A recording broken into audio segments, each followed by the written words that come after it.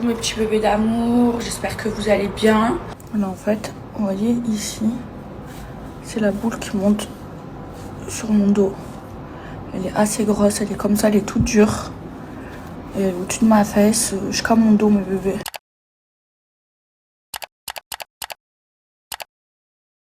Vous l'aurez donc compris, la rédemption de Maeva Genam est vraiment au point mort. D'ailleurs, elle fait partie des gros dossiers de cette émission, notamment avec son voyage en Palestine, mais surtout son discours sur l'avortement. Évidemment, ça n'empêchera pas de parler de Magali Berda qui constitue le plus gros dossier de mon émission. J'espère d'ailleurs que celle-ci va vous plaire. Elle est sur le thème Homecoming, c'est la première du mois de septembre et j'inaugure avec une nouvelle coupe de cheveux. Nous discuterons de tout ceci dans la mise au point. Je vais vous laisser liker, commenter et vous abonner. On n'oublie pas qu'on essaye d'atteindre 1000 likes par émission Mixosity. Et d'ailleurs, n'hésitez pas à me taguer en story sur vos comptes Instagram lorsque vous regardez. Ça me permet de discuter avec vous en direct. Tout ceci étant dit, je vais vous retrouver après le générique. J'espère que l'émission va pouvoir vous plaire et j'ai hâte de vous présenter les actualités de la semaine. C'est parti, générique!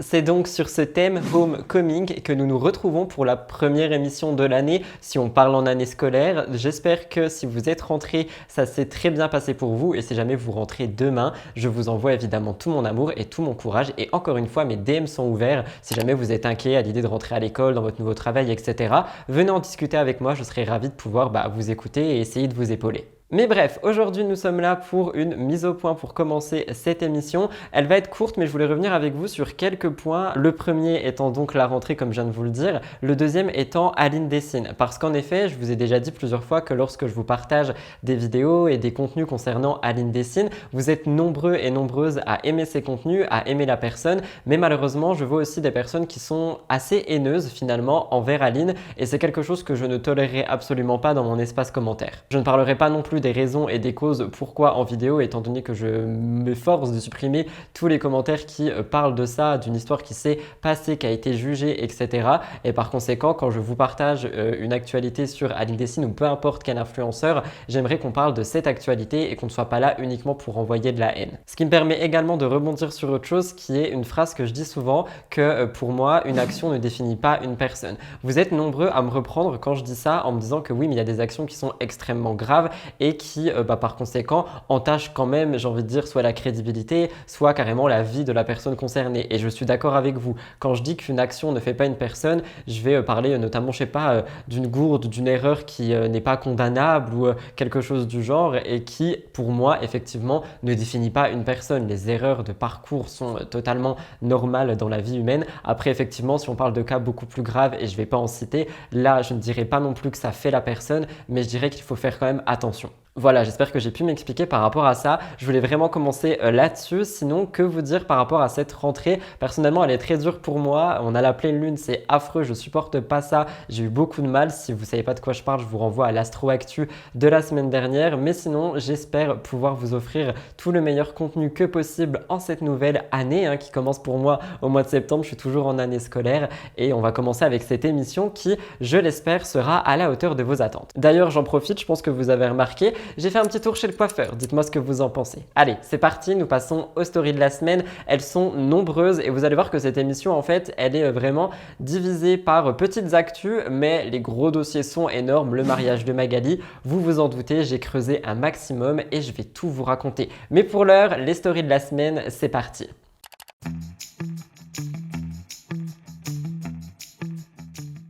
Par contre, no joke, je suis vraiment fan de ses cheveux. Je crois que c'est ma perruque préférée jusqu'ici. Elle est en train de défoncer la blonde. Je parle dans un classement, évidemment. Quoi qu'il en soit, la première story de la semaine revient sur quelque chose qui s'est passé il y a un petit moment en fait, mais j'ai pas vu ça passer la semaine dernière pour mon émission, donc j'ai pas pu vous le mettre. La influenceuse, j'allais dire la candidate, mais elle est plus candidate, l'influenceuse Astrid Nelsia a fait des sortes de bonnes actions dernièrement et je voulais en discuter avec vous. La première date d'il y a un petit peu plus d'une semaine où Astrid en fait a décidé d'aller acheter une loutre qui était dans une cage en vente, etc. pour la remettre en liberté. C'est quelque chose que j'ai trouvé remarquable, ça m'a énormément réchauffé le cœur. J'ai vu qu'il y a pas mal de blogueurs qui l'ont reposté aussi, donc je vous le mets en avant. Il me semble que la vidéo que j'ai prise vient directement de son TikTok. Je vous laisse regarder. L'influenceuse Astrid Nelsia a acheté une loutre pour la relâcher dans son habitat naturel. Regardez ce que j'ai trouvé dans une animalerie, dans une petite cage. Une loutre.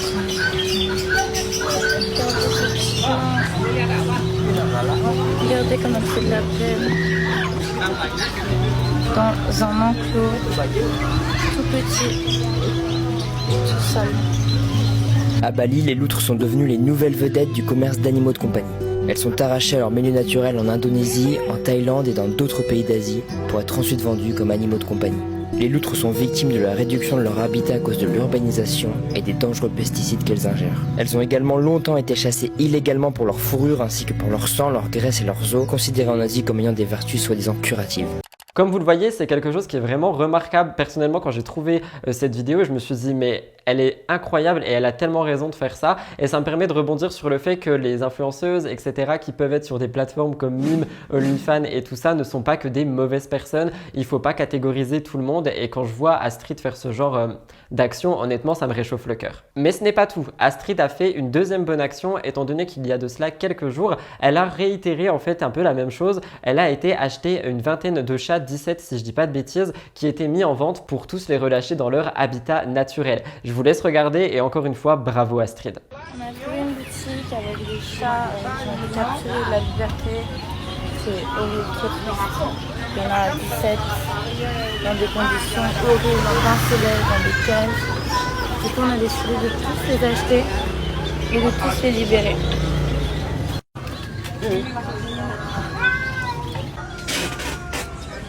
Regardez la barbarie, comment elle tient le chat fièrement. Après, elle voulait du coup les mettre dans le sac plastique que vous avez vu là. Du coup, on a dit non, on les a mis dans des cartons. Et du coup, on a décidé de prendre tous les chats de l'animalerie. Donc, il y en avait 17, 18, 19, 20, je sais plus. En fait, de base, on en a compté 17 et après, on en a trouvé d'autres. Du coup, bref, on les a tous pris. Et on a décidé du coup d'aller les relâcher. Et vous allez dire oui, mais les chats ils sont faits pour vivre dans un appartement. Mais non, en fait, c'est des... Regardez, elle est folle, regardez ce qu'elle fait. J'ai pété un plomb quand j'ai vu ça. Et en fait, les chats ici à Bali, les chiens, les chats, tous les animaux vivent dehors. C'est pas comme en France où il fait froid, il y a l'hiver, ils doivent être à l'intérieur. Tous les animaux vivent dehors. Genre il fait super bon, ils peuvent chasser, ils peuvent vivre une vie tranquille. Du coup, on s'est arrêté ici et on a décidé de relâcher tous les chats. On a eu une petite galère parce que du coup, ils sont partis se réfugier sous la voiture et il y en a un qui est monté dans le moteur. Du coup, on a galéré parce qu'on a dû le sortir du moteur pour pouvoir démarrer. Et voilà, ce qui était bien, c'est qu'on a rencontré du coup une famille qui était à côté et j'avais acheté 2 chiots. Et sur les 2 chiots, ils m'ont demandé si je pouvais leur offrir un chiot. Donc ça avait l'air d'être une famille aimante avec plein d'enfants et tout. Donc je leur ai offert un chiot. Et bien sûr, j'ai pris leur numéro et tout pour prendre des nouvelles du chiot. Et pour les chats aussi, ils m'ont dit est-ce qu'on peut en avoir. Donc les chats se sont réfugiés dans leur maison. Donc je pense que de toute façon les chats, les gens qui adoptent des chats à Bali et tout, les chats vivent dehors et ils les nourrissent juste. Donc je pense qu'ils sont en train de nourrir un peu tous les chats. Voilà, mais c'est des chats qui ont été capturés de la liberté, enfin de dehors et qui ont été mis dans des cages. Donc ils vont savoir s'en sortir. Il y a cette famille du coup qui va leur donner à manger et au moins ils sont toujours mieux que dans des cages. Et franchement, je doute que des gens veuillent adopter des chats. En fait, il y en a de partout ici. Donc en adopter, je sais pas vraiment s'ils allaient être adoptés, mais je pense qu'ils sont mieux en liberté et ensemble. Je vous laisserai me dire ce que vous en pensez dans les commentaires, mais personnellement, quand je vois ce genre de vidéo, ça me réchauffe le cœur. Bastos a pris la parole dernièrement, il a expliqué qu'il préparait son grand retour sur YouTube en vue de la rentrée et tout ça, et il a dit qu'il voulait commencer par une sorte de vidéo où il allait répondre aux méchants commentaires. C'est quelque chose que beaucoup de créateurs de contenu font de temps en temps, ils prennent des mauvais commentaires et ils y répondent, ça permet de débattre, etc. Moi personnellement, c'est pas quelque chose que j'aimerais faire, je pense, remuer la haine, etc. Mais Bastos a décidé de le faire et il s'est un petit peu pris un mur quand il s'est rendu compte de la haine qu'il pouvait recevoir sur les réseaux sociaux. Il en a parlé en story, je voulais vous laisser écouter, donc je vous laisse écouter. Les amis, je suis en train de préparer un petit peu la rentrée et là je suis en train de réunir plein de commentaires hyper agressifs et hyper négatifs de haters pour y répondre. Donc je suis en train de faire ça. Les amis, je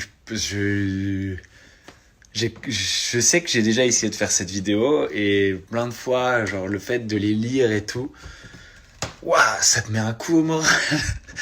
Ça te met un coup au moral. En fait, un commentaire négatif, ça te touche beaucoup plus qu'un commentaire positif. Tu peux avoir 1000 commentaires positifs et 2 négatifs, et en fait, les 2 négatifs, ils restent dans ta tête, quoi. Là, je viens de faire une descente aux enfers de 1 heure, là, à screener. Je suis allé voir dans les bas-fonds, hein, les Twitter. Ah là, attention. Je viens d'en sortir, là, j'ai l'impression de faire... Vous me direz également ce que vous en pensez. Personnellement, je pense que faire ce genre de vidéo, effectivement, ça peut être intéressant pour rebondir sur certains points. Par ailleurs, je pense aussi que remuer la haine, c'est pas forcément des énergies positives qu'on a tous et toutes envie d'avoir lors d'une rentrée, par exemple, sur YouTube. Donc, courage Bastos si jamais il fait cette vidéo. Moi, personnellement, je pense pas que j'arriverai.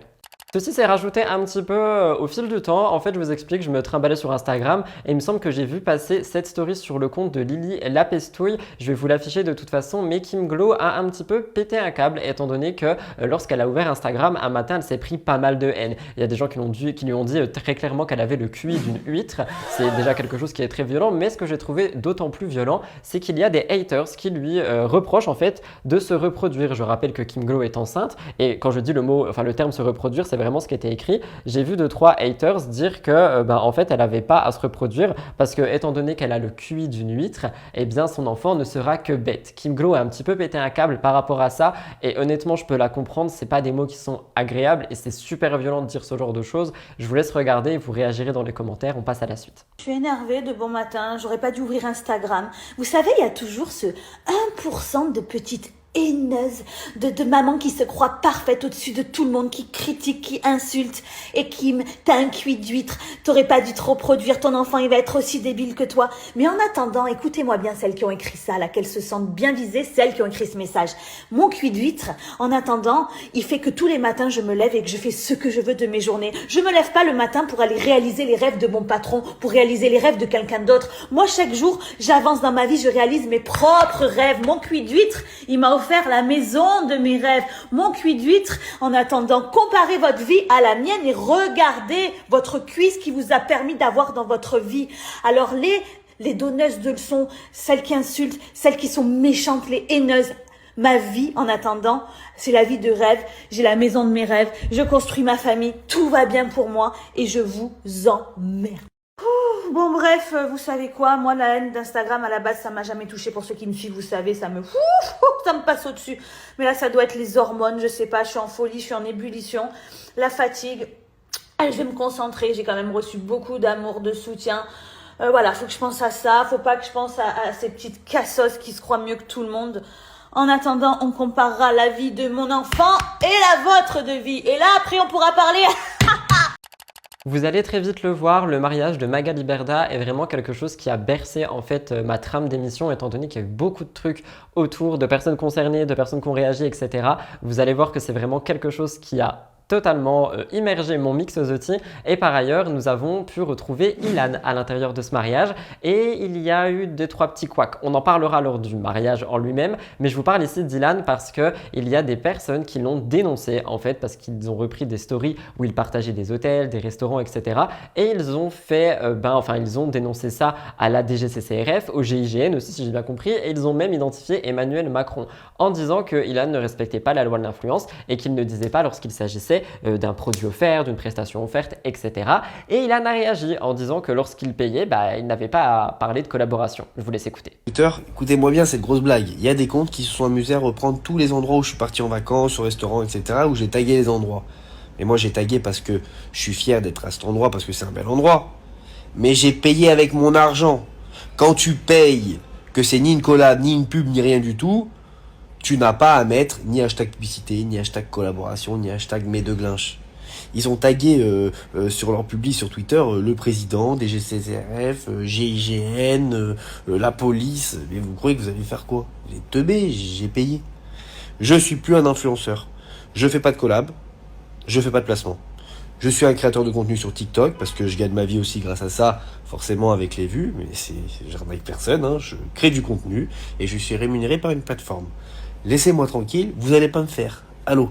Et si demain quelqu'un veut contrôler, j'ai toutes les factures, pas de problème. De toute façon, mes haters, vous avez juste le seum parce que je me suis relevé. Et encore plus haut que ce que j'étais avant. Et plus haut que tous ceux qui m'ont critiqué. Mazel Tov. C'est pas pour prendre la défense de Ilan qui par ailleurs, je vous le rappelle, pense qu'il m'obsède, mais c'est vrai que si c'est pas une collaboration, il n'a pas à le dire. Après, le problème je trouve avec cette nouvelle loi de l'encadrement de l'influence, c'est que ça peut porter à confusion. Il y a aussi d'autres créateurs de contenu, style youtubeurs, influenceurs sur Instagram, qui ont un petit peu des problèmes à comprendre et à vraiment appliquer tout ce qu'il y a à appliquer parce que c'est un petit peu délicat. Par exemple, si une amie t'envoie un produit mais que c'est un produit de sa marque, il faut dire produit offert et ça, il y a aussi beaucoup de gens qui l'ont pas compris. Donc je pense que certains influenceurs et créateurs de contenu sont encore un petit peu dans le flou. En ce qui concerne Ilan, lui, il a très bien compris, mais malheureusement, il a raison. Si les prestations n'ont pas été offertes, s'il a payé ses restos, ses hôtels, ses machins, ses bidules, il n'a pas à dire que ce sont des collabs. Mais c'est vrai que ça peut porter à confusion quand on a eu l'habitude de les voir faire que ça. C'est Elliot qui m'a envoyé ça et honnêtement ça m'a fait assez mal au cœur. Samzira semble souffrir en ce moment étant donné qu'il a posté des photos en story où il montre son œil disant qu'il a un chalazion et qu'il essaye de le soigner. Je ne sais pas si vous vous rappelez mais il y a quelques mois c'est exactement ce que j'ai eu à cet œil là. Je vous ai dit que ça avait diminué avec le temps. Il faut savoir que le chalazion est toujours là, il est juste minuscule, du coup on ne le voit plus. Mais du coup j'envoie tout mon courage et toute ma compassion à Samzira parce que je sais que c'est ultra compliqué que ça soit physiquement parce que honnêtement ça déforme et ça crée très facilement un complexe mais aussi au niveau de la douleur. Donc si jamais il passe par là, je ne pense pas, je conseille énormément de compresses chaudes et de choses en fait qui peuvent vraiment ramollir l'œil, donc il faut le chauffer etc. et faire beaucoup de massages. Ça me permet aussi de faire un message pour toutes les personnes qui peuvent en avoir parce que je me rappelle que lorsque j'ai fait mon émission avec mes lunettes de soleil et que je vous ai un petit peu expliqué, il y avait beaucoup de gens dans les commentaires qui me disaient en avoir ou être passé par là sans avoir vraiment de solution. La chose à faire si on veut éviter l'opération, c'est tout simplement d'être patient et patiente et de vraiment masser tous les jours, appliquer des compresses etc. C'est quelque chose que je fais maintenant au quotidien. Ça fait partie de ma skincare routine, m'occuper de mes yeux parce qu'ils sont fragiles et quand quand Elliot m'a envoyé les stories de Sam et que j'ai vu ça, je me suis dit oh mon dieu le pauvre parce qu'en une rentrée en plus, je pense que c'est ultra stressant s'il doit reprendre les tournages et tout ça. Et je tiens aussi à préciser qu'apparemment, d'après ce que les médecins m'avaient dit, le stress peut causer des chalazions, l'anxiété etc. Et étant donné que je suis sujet au stress et que Samzira aussi il me semble, ça peut être lié à ça. Comme quoi on se ressemble vraiment énormément, donc je lui envoie tout mon courage et quand j'ai vu ça je me suis dit il faut que j'en parle et que je fasse un petit peu de messages par rapport à ça. Pas d'Aqua Babe gossip cette semaine. Par contre, Anissa a pris la parole, donc l'ancienne chroniqueuse de Aja, justement, nous parlions de Sam il y a un instant. Elle a fait une petite FAQ sur son compte Instagram et je voulais la partager avec vous parce qu'elle parle un petit peu de Aja, des émissions et tout ça. J'ai pris 4 questions qui sont pour moi les plus pertinentes. C'est parti. On lui demande, ça t'aurait tenté l'émission Les 50? Anissa répond, j'en parlais avec Fred au téléphone. Oui, j'aime bien, mais trop de visibilité me fait peur en vrai. Je suis devenue très solitaire, j'aime ma paix à vrai dire. Deuxième question. Aja sans toi, c'est carrément plus pareil, tu as porté beaucoup. Merci, franchement si je poste, ce n'est pas pour provoquer, mais j'en reçois énormément des messages comme ça depuis mon départ. C'est juste pour vous dire que j'aime vraiment Samzira, c'est quelqu'un de bien et j'espère que son émission marchera toujours autant et même qu'il ira plus loin car il le mérite. Et je trouve ça très beau. Troisième question. Je ne savais pas pourquoi du jour au lendemain je n'arrivais plus à regarder Aja. Ah si, tu n'y es plus. J'hésitais à poster mais mon ego m'a forcé, je suis encore un petit peu orgueilleuse je crois. Et enfin, dernière question, un retour en tant que chroniqueuse dans Aja, impossible, tu étais ma favorite. Anissa répond, si je suis partie, c'est pas pour rien, mais retravailler avec Sam, oui, on match bien, merci. Ça permettait de faire un petit peu un point par rapport à Anissa de Aja qui n'est donc plus dans Aja étant donné que c'est une de mes premières émissions, je crois que j'avais parlé de ça, Anissa quitte Aja, c'est une émission qui avait énormément marché et on me demande aussi souvent pourquoi est-ce qu'on la voit toujours pas, est-ce qu'ils s'entendent toujours bien. Honnêtement je peux pas répondre à ces questions donc quand j'ai vu ça je me suis dit ça pourra répondre à ma place, j'espère que ça a pu satisfaire la curiosité des intéressés. Et enfin, dernière story de la semaine, la beauté naturelle. De base, je voulais vous montrer quelque chose par rapport à un ours et aussi à un panda qui mange une carotte. Vous m'avez aussi identifié dans pas mal de choses cette semaine. J'ai tout enregistré dans mon album. Par contre, désolé, une vidéo a totalement tout détrôné. J'ai trouvé ça trop beau et en plus, il y a un husky. Vous savez que mon chien qui est juste là d'ailleurs est un husky. Par conséquent, cette vidéo m'a trop fait plaisir et m'a trop touché et m'a peut-être donné envie d'avoir des enfants. Je vous laisse regarder et réagir dans les commentaires avec beaucoup d'amour et nous passerons au top actu.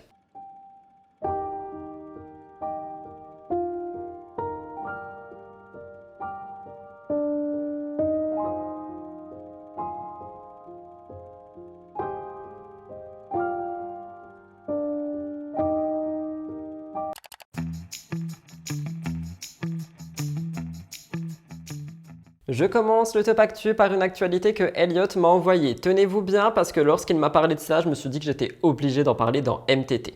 À l'occasion du Festival de la musique, le gouvernement autrichien a décidé d'offrir 1 an de transport public aux festivaliers qui décidaient de se faire tatouer. Oui, vous avez très bien compris. En gros, et en plus c'est pas n'importe quel tatouage, il fallait se faire tatouer le mot Klimaticket, qui est donc la marque de la compagnie de transport. C'est une action qui a été portée par la ministre autrichienne du climat et évidemment ça n'a pas manqué de faire réagir tout le monde. Le Klimaticket n'est pas nouveau. Il faut savoir que ça a été lancé en 2021 et en fait ça a pour but d'encourager le plus en plus de personnes possibles, ici des Autrichiens, à utiliser les transports en commun. Parce que c'est vrai qu'il n'y a que 215 000 habitants qui les utilisent sur à peu près 9 millions d'habitants, donc ça fait très peu. Et en fait du coup pour essayer de faire en sorte que cette initiative soit mise en avant, on a proposé ce fameux tatouage qui par conséquent pourrait te faire gagner 1 an de transport. La ministre avait expliqué que c'était un tatouage qui était éphémère et qui était censé partir, seulement apparemment il y avait déjà eu ce genre d'opération et les gens qui ont été tatoués ont été formels, le tatouage ne part pas. Donc c'est quand même quelque chose qui fait assez débat et je peux comprendre pourquoi. Offrir 1 an de transport c'est gentil, mais en échange d'un tatouage qui du coup peut rester toute la vie sur ton corps, c'est assez compliqué. On a vu pas mal de stands en train de proposer ces fameux tatouages. Effectivement, moi je trouve que c'est un petit peu abusé et un petit peu gros, vous me direz ce que vous en pensez, mais je terminerai par vous dire que la ministre a dit pour sa défense, il a été mené avec la plus grande attention. Ils sont réalisés uniquement en journée et sont offerts aux personnes âgées de plus de 18 ans. C'est bien beau, mais si ça reste un tatouage indélébile, je sais pas si ça vaut le coup. Vous me direz ce que vous en pensez. Drag Race France, c'est terminé, ouin ouin. Mais il y a des choses qui sont toujours actuelles. En effet, déjà, pardon, j'ai coupé ma trame, mais je voulais réagir par rapport au spoil que j'ai fait la semaine dernière. Je suis extrêmement désolé, pour moi, je ne spoilais pas du tout parce que, je sais pas comment dire, mais la gagnante a été annoncée de manière vraiment partout, nationale, sur les médias et tout. Et je me suis dit que si on regardait une vidéo sur l'actualité, on savait que j'allais forcément en parler et que, pour moi, c'était évident que c'était pas un spoil, mais j'ai vu quand même 2 ou 3 personnes qui ont été spoilées de par mon émission. Je présente vraiment mes excuses parce que j'aurais pas aimé être à votre place et honnêtement je m'en serais énormément voulu, du coup je m'en suis voulu, mais pour moi c'était vraiment pas un spoil, donc pour l'année prochaine je ferai beaucoup plus attention. Ici on ne parlera donc pas de la gagnante, sait-on jamais si des personnes n'ont toujours pas vu ça. Malgré tout ça, il y a quelque chose qui a été assez marquant par rapport à Drag Race France saison 2 et je voulais vous expliquer. En effet, la candidate Piche qui a été éliminée en 5e de la saison 2 de Drag Race France a eu une très bonne surprise sur Instagram. En fait, c'est vrai qu'elle a posté une vidéo qui a attiré l'attention et cette vidéo, elle n'a pas été vue par n'importe qui. Ça date du 8 août, elle poste une vidéo où elle limite et reprend les codes d'un personnage de Desperate Housewives qui est Brie Van de Camp. Piche explique « Plus jeune, je manquais cruellement de représentation dans les médias et personne comme moi. Et je me rappelle que la relation entre Brie et Andrew, son fils homosexuel, était l'une des premières que j'ai vues. Cette femme me paraissait si forte, si digne, si élégante, c'était la représentation de la perfection, qui au fil des saisons m'a fasciné pour sa profondeur et cette dualité entre le paraître et le réel. C'est ce que Piche a écrit avant d'ajouter, c'est un personnage profondément endoctriné par le patriarcat, la religion et la société hétéronormée, qui passera une vie à se déconstruire par pur amour. Eh bien, cette vidéo, elle a été vue par Maria Cross, qui jouait Brie Van de Camp, et elle a réagi. Elle a dit « C'est fantastique, merci pour ce message, c'est quelque chose qui est ultra surprenant et honnêtement, ça m'a fait beaucoup sourire. Et honnêtement, j'étais sous le choc, je me suis dit « Maria Cross voit ça et réagit, c'est incroyable. » Et c'est Brie, en fait. Enfin, je sais pas comment vous expliquer, c'est Brie Van de Camp. Moi, personnellement, je l'adore. Piche a réagi en disant « Maintenant, je peux mourir en paix, premier degré, je suis en larmes alors que je fais une interview. » Honnêtement, félicitations parce que c'est incroyable d'avoir les félicitations de Maria Cross. Et j'ai envie de vous poser une question. Hâte de la saison 3 de Drag Race France? Alors, nous en parlions la semaine dernière et rien que dans mes commentaires, ça a fait débat. Un gars, une fille au pluriel, il y a eu une majorité de « je veux pas voir ça », de « ils ont pas besoin de faire un reboot » et surtout ça va gâcher la série originelle. Eh bien, le lundi 28 août, ça a été diffusé sur TF1. On a eu les 2 premiers Prime qui étaient donc un hommage à la série Un gars, une fille. On a eu 15,8% des téléspectateurs, soit environ 3,32 millions de téléspectateurs qui ont été curieux de voir ça. Il faut savoir que c'est 1% de moins que ce qu'a fait L'amour est dans le prix, ça représente beaucoup quand même, et que surtout à la deuxième partie, on avait encore perdu 1%, 2% même, ce qui est quand même énorme. Et quand on lit les commentaires ou les tweets par rapport à un gars et une fille au pluriel, on va dire que les téléspectateurs sont unanimes. Je cite, « J'arrive pas, désolé, c'est pas drôle. C'est et ça restera Jean Dujardin et Alexandra Lamy. J'ai commencé un gars et une fille mais j'ai très vite zappé. C'est nullissime et je suis très déçu car je m'attendais à passer une bonne soirée. Dommage. Un remake de Un gars et une fille sur TF1, désolé mais c'est un flop monumental. Ils rejouent des sketchs qu'ils ont vraiment fait dans Un gars et une fille, mais avec eux, c'est nul. » Je remercie le Huffington Post pour ces citations. Malheureusement, j'ai envie de vous dire que c'est souvent comme ça avec les remakes, les reboots, etc.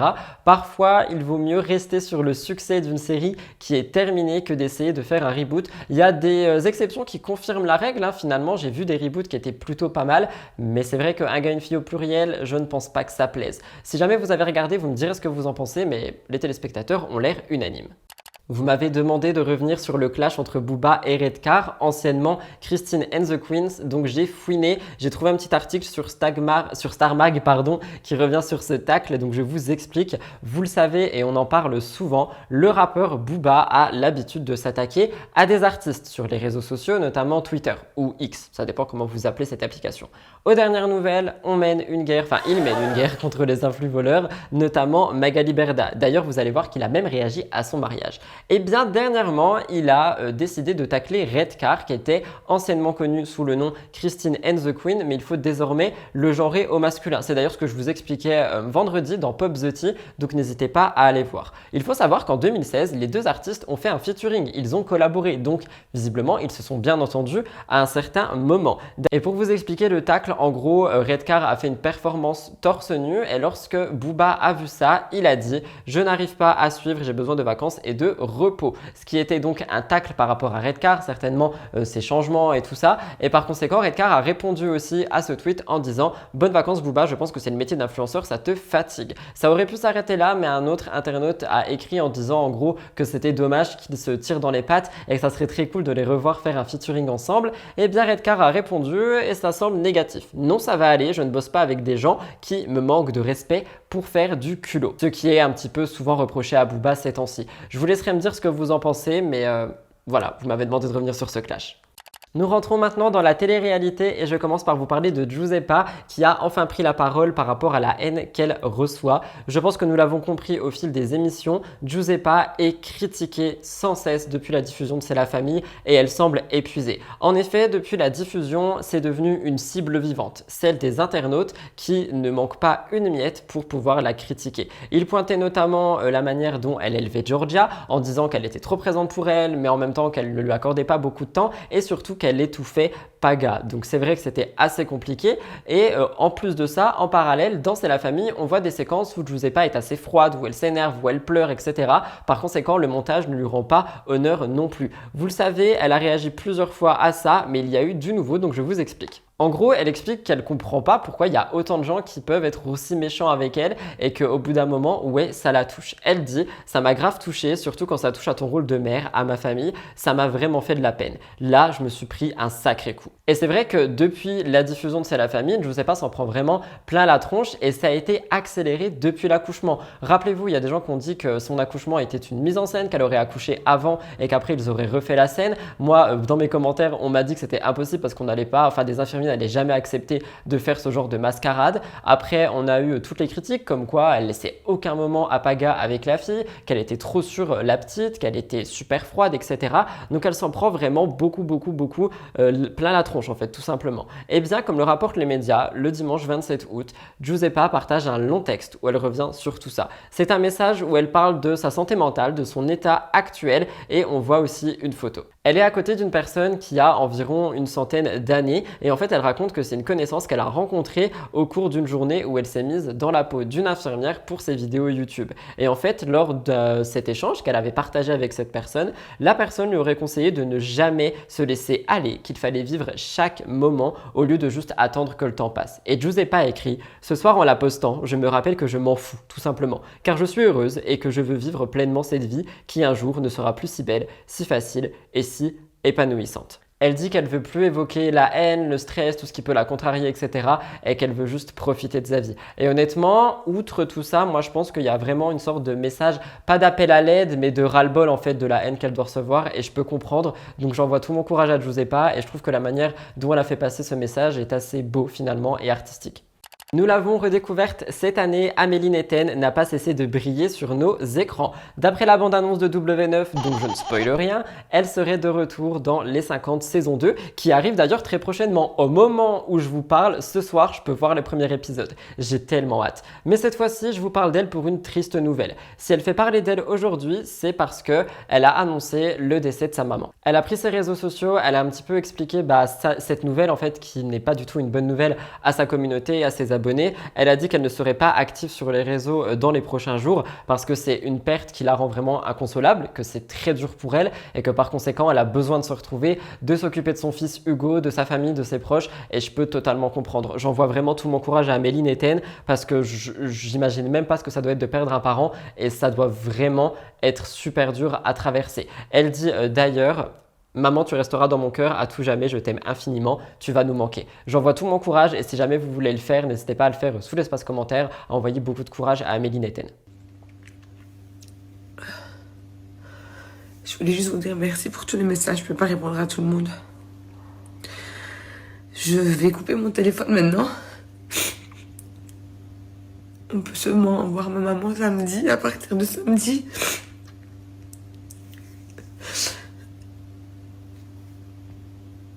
La vie est courte, les amis. La vie est très courte.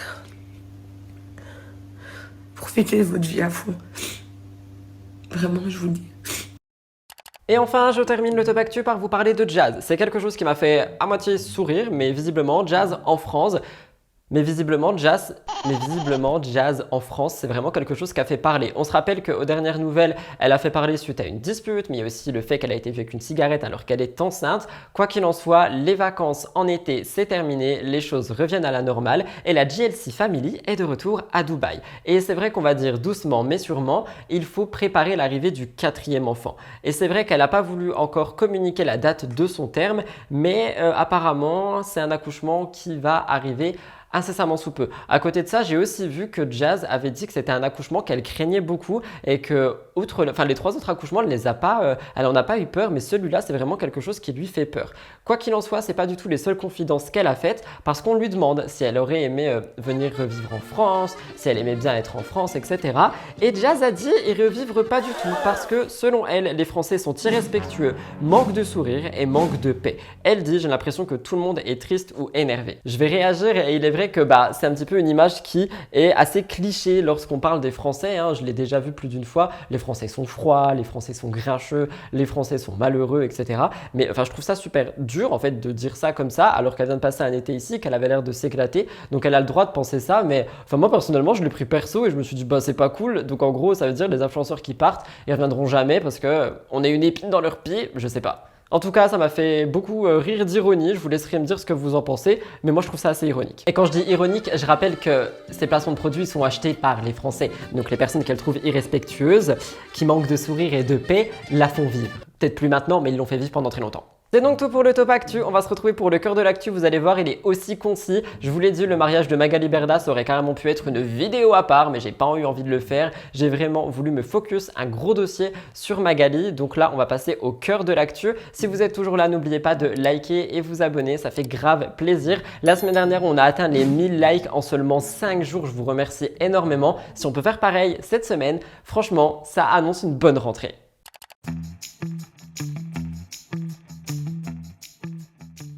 Et devinez qui est la peste qui ne s'est pas pris à boire et qui du coup est en train de finir asséché comme un lézard. Yeah, it's me.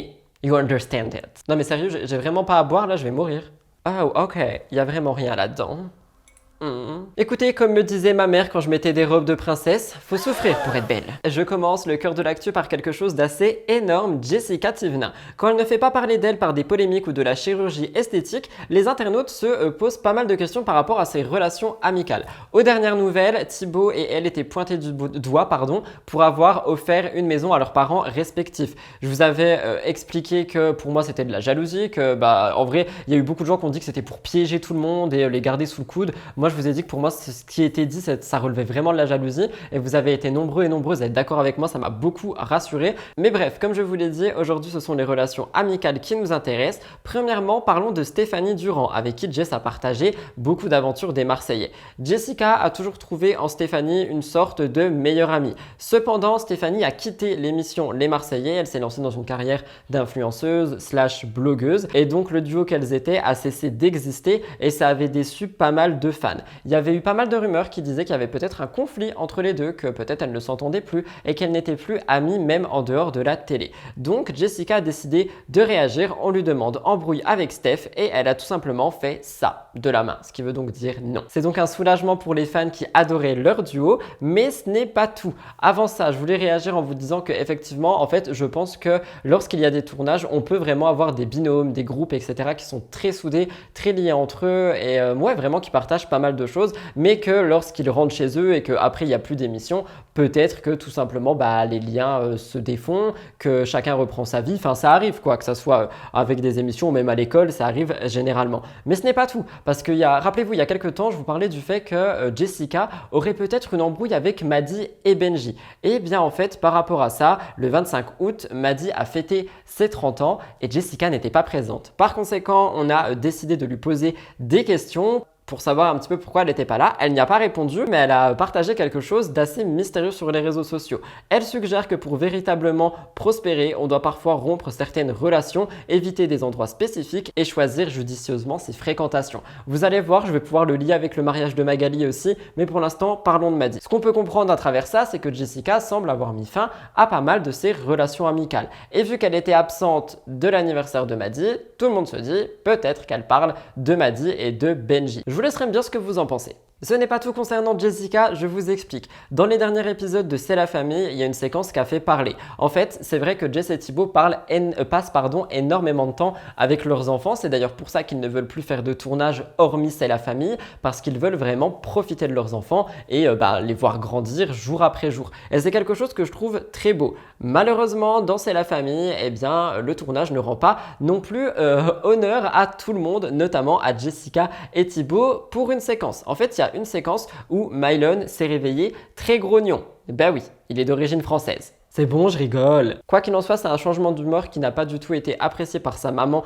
Jessica et elle lui a reproché d'être nulle. Elle le répète à plusieurs reprises, ça fait pleurer Mylon. Il continue de pleurer et Jessica décide de tout ranger et de rentrer chez eux. Les internautes l'ont trouvé super dur. D'autres n'ont pas apprécié le fait qu'elle dise que son fils est nul et c'est vrai qu'il y a beaucoup de commentaires de haine sous cette séquence. Je vais réagir en vous disant que honnêtement, moi je trouve qu'elle élève super bien ses enfants, qu'elle arrive à leur instaurer des limites, des règles, à ne pas céder aux caprices. Et je trouve honnêtement, moi je m'attendais pas à voir Jessica et Thibaut aussi bien gérer leurs enfants et je trouve que c'est remarquable. Pourtant, il y a vraiment toutes ces insultes et toute cette haine, donc vous me direz ce que vous en pensez. Normalement, j'ai trouvé la séquence et je peux vous l'afficher, donc je vous la passe et je vous passe également la réaction de Jessica et nous passerons à la suite. Il n'y a pas de souci, Mylon. Tu sais, quand tu nous demanderas des choses, nous aussi on dira non, non, ne me demande rien aujourd'hui. Ne me demande rien. T'as entendu? Allez, viens, on va détruire sa tente. On va l'enlever comme ça.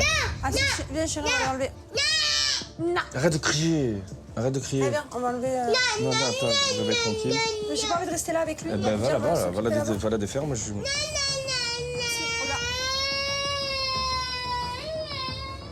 On s'en va, je défais tout. C'est une catastrophe. Là, il faut que je démonte la tente, il faut que je démonte quelque chose de toute façon. Donc comme je peux pas démonter mes enfants, parce que je les aime malgré tout, même s'ils m'énervent, je démonte la tente. Regardez les commentaires sur le post de W9, la dernière là, mais mort de rire.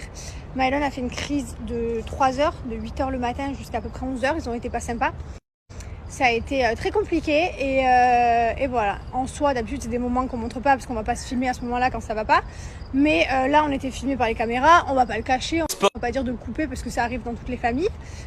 Même si c'est très rare à la maison qu'il y ait des crises comme ça. Je pense que ça a été la seule de l'été d'ailleurs et la dernière. Depuis, on n'a plus jamais eu. Mais voilà. Et ça va pas non plus quand on le montre. Et mon fils, oui, il a eu un comportement très nul. Je suis désolée, c'est un comportement nul. On l'emmène au camping, lui faire plaisir et se réveiller comme ça et crier parce que là, vous voyez que 30 secondes, mais vous avez pas vu que ça faisait 3 heures qu'il faisait n'importe quoi, qu'il criait dans tout le camping, qu'il était pas sympa. Enfin bref, tout ça pour vous dire les mères parfaites, mais tapez-vous un mur en pleine tête en fait. Vraiment, allez-y fort quoi en plus. Je déteste les mères parfaites. Ça me dégoûte les meufs comme ça. Alors que j'aimerais trop voir chez elles. Et le 3/4, ils n'ont pas d'enfants, je parie. Et je pense que l'éducation de mes enfants, ça va aller quand même. Je pense qu'ils sont plutôt bien éduqués, ils sont polis, ils sont gentils. Le langage, il est là. Ils sont super, mes enfants, en fait. Voilà, c'est pas pour me la raconter. Mais j'ai des enfants incroyables, qui sont super évolués, qui sont juste incroyables. Voilà, faut dire la vérité. Mes enfants, ma fille, elle a même pas 2 ans. Enfin, si, elle a eu 2 ans, ça y est. Elle parle, elle est évoluée, elle fait pipi au pot, caca au pot. Je pense que c'est une très bonne maman, en fait. Et pareil pour mon fils. Qui sait compter jusqu'à je sais pas combien, qui connaît son alphabet en français, en anglais. Enfin, je pense que ça va. Niveau maman, je pense que ça va. Je pense que j'ai pas de compte à. J'ai pas besoin d'avoir. Comment on dit. J'ai pas besoin d'avoir de votre aide ou de vos conseils. Je pense absolument pas avoir besoin de vous, en fait. Vraiment, je pense que tout va bien et que je gère très bien mes enfants. Donc voilà. Par contre, j'adorerais voir chez vous comment ça se passe. Ma passion de voir chez les gens. Nous en avons brièvement parlé ce lundi, Chloé Cooper a accouché. Ses abonnés ont tout découvert grâce à un post le 26 février dernier où Chloé annonçait être enceinte. Rappelez-vous, elle revenait d'examens médicaux et elle a appris qu'elle était enceinte là-bas. Depuis, elle a partagé tout son quotidien pendant toute sa grossesse. Elle a été sujette à des critiques, elle s'est défendue, mais elle a aussi partagé pas mal de beaux moments. Jusqu'à la naissance de sa fille, samedi dernier, le 26 août. Elle postait une photo en écrivant en légende « C'est de notre petit nuage que nous vous annonçons la naissance de notre fille Lou. Elle a vu le jour le vendredi 25 août à 17h06. Autant pour moi. 2,9 kg de bonheur et d'amour. Tout le monde se porte bien, on vous embrasse très fort. » Après ça, Chloé a décidé de prendre la parole face caméra dans une story Instagram et elle a donné des nouvelles de leur bébé, de leur quotidien, etc. Elle a dit que tout se déroulait très bien pour le moment, qu'elle était en train un petit peu de redescendre de son nuage et qu'ils essayent de récupérer un petit peu avec le temps. Seb a fait la déclaration de naissance, elle dormait à côté de Chloé, tout semble bien. Je réagis en vous disant qu'elle a affronté sa peur. On rappelle qu'il y a quelques semaines, je vous racontais que Chloé avait très peur de son accouchement, elle avait très peur de la douleur que ça pouvait engendrer, etc. Au final, elle a affronté sa peur et c'est quelque chose qui semble lui avoir réussi parce que les choses se passent très bien. Elle dit aussi qu'il y a une question qui est pas mal revenue par rapport à leur chien, Rio. C'est un chien qui est assez gros et par conséquent, il y a des internautes qui avaient peur que la rencontre entre le chien et Lou se passe pas forcément bien. Eh bien, le 29 août, Chloé a parlé de ça. Elle a dit « Seb est parti chercher Rio. Il va le ramener à la maison et s'occuper de lui. Il va surtout lui faire sentir les odeurs de Lou. Il va ramener les pyjamas, les body sales et tout ce qu'il faut avant qu'il revienne me chercher pour qu'on rentre tous ensemble à la maison. » Donc ils ont l'air d'avoir pas mal préparé aussi le terrain par rapport au chien, c'est quelque chose qui est plutôt pas mal. Et ce n'est pas tout, parce que quelques heures avant de quitter la maternité, Chloé a posté une photo où on voit Sébastien avec sa fille. C'est quelque chose qui l'a beaucoup ému parce qu'elle se rend compte qu'elle est vraiment tombée dans une magnifique famille. Finalement, son homme va très bien s'occuper de l'enfant, tout semble aller pour le mieux maintenant. Et ouais, c'est vraiment juste un climat positif. Chloé se sent très saine, elle se sent rassurée et elle a hâte de rentrer dans leur petit cocon. Et finalement, elle commence à confier les premières difficultés. Ils ont du mal à trouver du sommeil, la petite ne fait pas ses nuits, c'est normal, c'est tout récent. Et par conséquent, ils essayent un petit peu de se donner à tour de rôle des rôles justement pour pouvoir se reposer un maximum. Je vous laisserai me dire ce que vous en pensez, mais moi j'ai hâte de voir tout ceci évoluer. Je réagis aussi en disant qu'elle n'a pas montré son visage pour le moment, je crois qu'on en a parlé lundi, mais qu'elle a dit qu'elle le montrera certainement avec le temps. On ne sait pas, on verra. Hello tout le monde, j'espère que vous allez bien. Une petite story update du retour à la maison qui s'est très bien passé hier après-midi. C'est un peu plus compliqué le soir et les nuits. Elle est beaucoup plus énervée. Alors, on m'a expliqué qu'aussi un bébé pouvait être un peu énervé par rapport à la montée de lait de la maman. Donc pas évident. Et puis Lou, malheureusement, elle a un petit souci, c'est qu'elle a un peu du mal à dormir en dehors de nos bras, que ce soit papa ou maman. Donc du coup, c'est vrai que pour vraiment bien l'endormir, on doit la garder beaucoup au bras, ce qui fait que nous, on se repose beaucoup moins. Donc là, cette nuit-là, avec Seb, on s'est relayé. J'ai fait la première partie de la nuit avec Lou, de minuit à 4h du matin, ce qui a permis à Seb de dormir 4 heures. Et ensuite, il l'a récupéré de 4 à 8, que moi, je puisse dormir 4 heures également. Mais voilà, c'est beaucoup de temps au bras. Quand on la pose, elle va dormir un petit peu, puis vite se réagiter. Donc, c'est pas évident. Mais voilà, on tient le bon bout, ça va aller. Vous avez adoré la semaine dernière quand j'ai parlé de L'amour est dans le pré pour mon plus grand plaisir. Comme nous l'avons expliqué, la 18e saison de cette émission s'annonce riche en émotions. Les candidats se sont livrés à la fameuse épreuve du speed dating. Ils ont dû faire passer des prétendants les uns après les autres pour choisir avec qui ils rentreront dans leur ferme. On a eu des séquences émouvantes, des séquences très drôles et c'est vrai que c'est assez touchant comme émission. On a d'ailleurs des candidats qui sont touchants eux-mêmes, on en a parlé la semaine dernière. C'est vrai qu'il y a beaucoup cette année, j'ai l'impression, de beaux couples qui vont pouvoir se former. Début d'année 2023, on découvrait tous les portraits. Aujourd'hui, c'est Anaïs qui nous intéresse. Âgée de 35 ans, elle est seule à la tête d'une exploitation en Nouvelle-Aquitaine. Elle élève des chèvres et des boucs. Elle fabrique elle-même ses fromages et elle les vend 2 fois par semaine sur la place du marché. Et je réagis, mais ce genre de vie, j'adore. Genre vraiment, t'es maître de ta vie, t'es maître de ton entreprise et tu fais absolument ce que tu veux en ayant un travail que t'aimes. Et j'adore. Elle souhaite par ailleurs trouver la bonne personne qui pourra combler le manque qu'elle a dans sa vie étant donné qu'elle cherche l'amour. Elle a eu 2 longues histoires avec des hommes plus âgés qu'elle et aujourd'hui elle dit qu'elle ne veut pas recommencer chez moi parce que malheureusement ça n'avait pas abouti. Et si je vous parle d'elle, c'est parce qu'il y a un speed dating qui a fait pas mal parler étant donné que en fait il y a eu un blanc et qu'elle s'est pas du tout entendue, enfin il n'y a pas eu d'accroche en fait avec un prétendant. Elle s'est expliquée dans la manière dont elle a géré avec ses prétendants pour une interview. Elle dit « J'étais mal à l'aise pour Nicolas, ça a sûrement été le speed dating le plus court de l'histoire car j'y ai mis fin. J'y voyais son malaise et je n'avais pas envie de le torturer. » Et honnêtement, je trouve ça assez courageux parce que je ne sais pas si j'aurais réussi à dire non mais là ça va pas du tout, passons à autre chose. Elle l'a fait. Pour celles et ceux qui ont suivi, vous avez aussi vu avec qui elle était partie. Elle dit par rapport à ses 2 prétendants. Avec Romain, il y a un truc dans le regard, je voulais en savoir plus et j'ai beaucoup aimé le sourire et la bonne humeur de Thomas. Je réagis encore une fois, c'est vraiment une émission que j'adore plus que tout et j'ai hâte du coup d'être lundi pour voir la suite. Personnellement, je regarde les épisodes en avance mais je vous parle des actualités qui sont autour des épisodes qui sortent dans le temps normal. Est-ce que je me suis fait comprendre? Je pense que oui. Mais en tout cas, ravi de savoir que ça vous a ravi justement, que je parle de L'amour est dans le pré. C'est vraiment une émission que j'adore et j'ai hâte de voir la suite. Ça doit être le facteur. Puis c'est une journée que j'attendais un peu, hein. Forcément. On est dans le renouveau, dans le départ de quelque chose. J'espère bien lire de belles choses. Ok, super. Il y en a pas mal. Ça va être long. Je suis désolée. Bah, qu'est-ce qu'elle fait? Bah, elle a laissé tomber le courrier. Ah ben on voit qu'il y a la priorité, hein. Avant d'aller plus loin, je voulais faire un parallèle avec Time to Love. On m'a demandé de réagir. Alors j'ai regardé et honnêtement, c'est quelque chose que je trouve plutôt pas mal. Je trouve ça un peu long, sans vous mentir. J'ai regardé les 3 premiers épisodes, j'étais assez à fond dedans. Je trouve qu'il y a pas mal de scénarios. Je sais pas si c'est moi qui invente, mais je trouve que c'est quand même pas mal écrit selon mon œil, on va dire. Mais c'est vrai que c'est quand même quelque chose qui pourrait avoir de l'espoir, enfin de l'avenir si jamais ça fonctionne. Mais j'ai vu que les audiences étaient catastrophiques. Si vous avez regardé, dites-moi.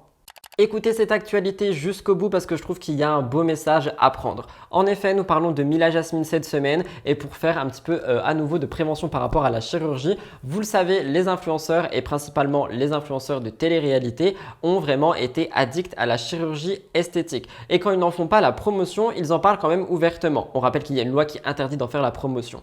On se rappelle d'ailleurs la semaine dernière, je vous parlais de Thibaut Garcia qui parlait de sa greffe de cheveux, ses implants capillaires. Aujourd'hui, les internautes restent sceptiques quant aux influenceurs qui pratiquent la chirurgie esthétique. Beaucoup préfèrent le naturel et ils l'ont fait savoir ici à Mila. Rappelez-vous, déjà Mila, elle n'a pas tout le temps assumé ses opérations, notamment chez Samzira. Elle avait dit que son gros fessier était dû à la pizza et non pas à une chirurgie esthétique. Je vous dis tout simplement que c'est impossible. Je mange souvent des pizzas et mon fessier est plat comme une feuille. Par contre, après, elle avait avoué avoir fait un BBL, donc une procédure spécialisée de transfert de graisse qui augmente la taille et la forme du fessier sans implant en silicone. C'est une opération qui reste irrémédiable et Mila l'a fait. Elle a conseillé cette fois-ci aux jeunes femmes et aux jeunes aux personnes tout simplement qui souhaitent faire un BBL de réfléchir à 2 fois parce qu'en fait elle a posté une photo lorsqu'elle était au collège en 4e et elle a réagi par rapport à celle-ci. Les abonnés ont constaté que Mila était une très jolie jeune fille et suite à cette publication, elle a eu beaucoup de personnes qui l'ont questionnée par rapport aux chirurgies qu'elle a faites, savoir si elle regrettait pas. Peut-être qu'elle aurait dû réfléchir à 2 fois, je ne sais pas. Quoi qu'il en soit, Mila a réagi et dit « Je sais que beaucoup se demandent pourquoi j'ai fait de la chirurgie. C'est vrai que je me regarde et je me dis que j'en avais pas besoin avec du recul, sans prétention. Mais quand on est jeune, on se voit pas comme les autres nous voient ou comme on se voit avec du recul. On se trouve toujours plein de complexes. Quand j'ai commencé Les Princes en 2015, je pense pas que j'avais touché un truc sur mon visage. Après, il y a certaines photos ou vidéos qui seront prises de moi étant jeune et je ne suis pas à mon avantage. Dans les années 2000, on avait les sourcils fins, le piercing près de la bouche, MDR, on se décolorait les cheveux et donc parfois on peut ne pas me reconnaître. Mais là, j'étais super jeune. Mais ce qui est fait est fait. Mais si vous avez envie de faire de la chirurgie, réfléchissez à 2 fois. C'est le meilleur conseil que je peux vous donner. Et n'écoutez pas ceux qui vous disent que vous avez un gros nez ou essayent de vous complexer. Car c'est souvent ces mêmes filles qui sont en réalité jalouses de vous. Et en fait, c'est des mots qui ont été trouvés sincères par les internautes. Je trouve aussi que c'est sincère. C'est assez cash, mais surtout, c'est beau en fait parce qu'elle fait de la prévention, mine de rien, malgré tout, en montrant une photo d'elle avant sans chirurgie qui montre qu'elle était magnifique et par conséquent, eh bien, son message de prévention, je pense qu'il pourra être vraiment entendu. Je vous laisserai me dire ce que vous en pensez, mais ce n'est pas tout. En effet, Mani est encore critiquée. Depuis son retour de vacances, Mila a partagé une photo avec son bébé pour célébrer ses 6 mois, mais les internautes pensent encore une fois qu'il est trop grand pour un bébé de 6 mois. Ils disent qu'elle ment sur son âge, et si vous croyez que c'était tout, eh bien non, étant donné que c'est arrivé une nouvelle fois. Une autre photo de Mani sort, elle est devenue virale. En effet, on voit que Mila annonce que son fils est désormais capable de s'asseoir pendant 5 secondes tout seul, et elle poste une photo. Et bien sûr, Twitter ou X, certains internautes ont dit que son fils était énorme, qu'il ne faisait pas son âge. Il y avait des commentaires absolument horribles, honnêtement, qui parlent d'un enfant, hein, on me rappelle, et je trouve ça assez scandaleux. Et il y a d'autres internautes qui ont dit que ce bébé n'était pas son véritable bébé, encore une fois, et que tout simplement, elle mentait surtout. Au début, Mila n'avait pas réagi, mais finalement, après une critique, elle a réagi. Il y a une internaute qui fait référence au fait que Mani utilise déjà un trotteur alors qu'il n'a que 6 mois, et normalement, c'est un accessoire qui, selon l'internaute, est utilisé à partir de 8 mois.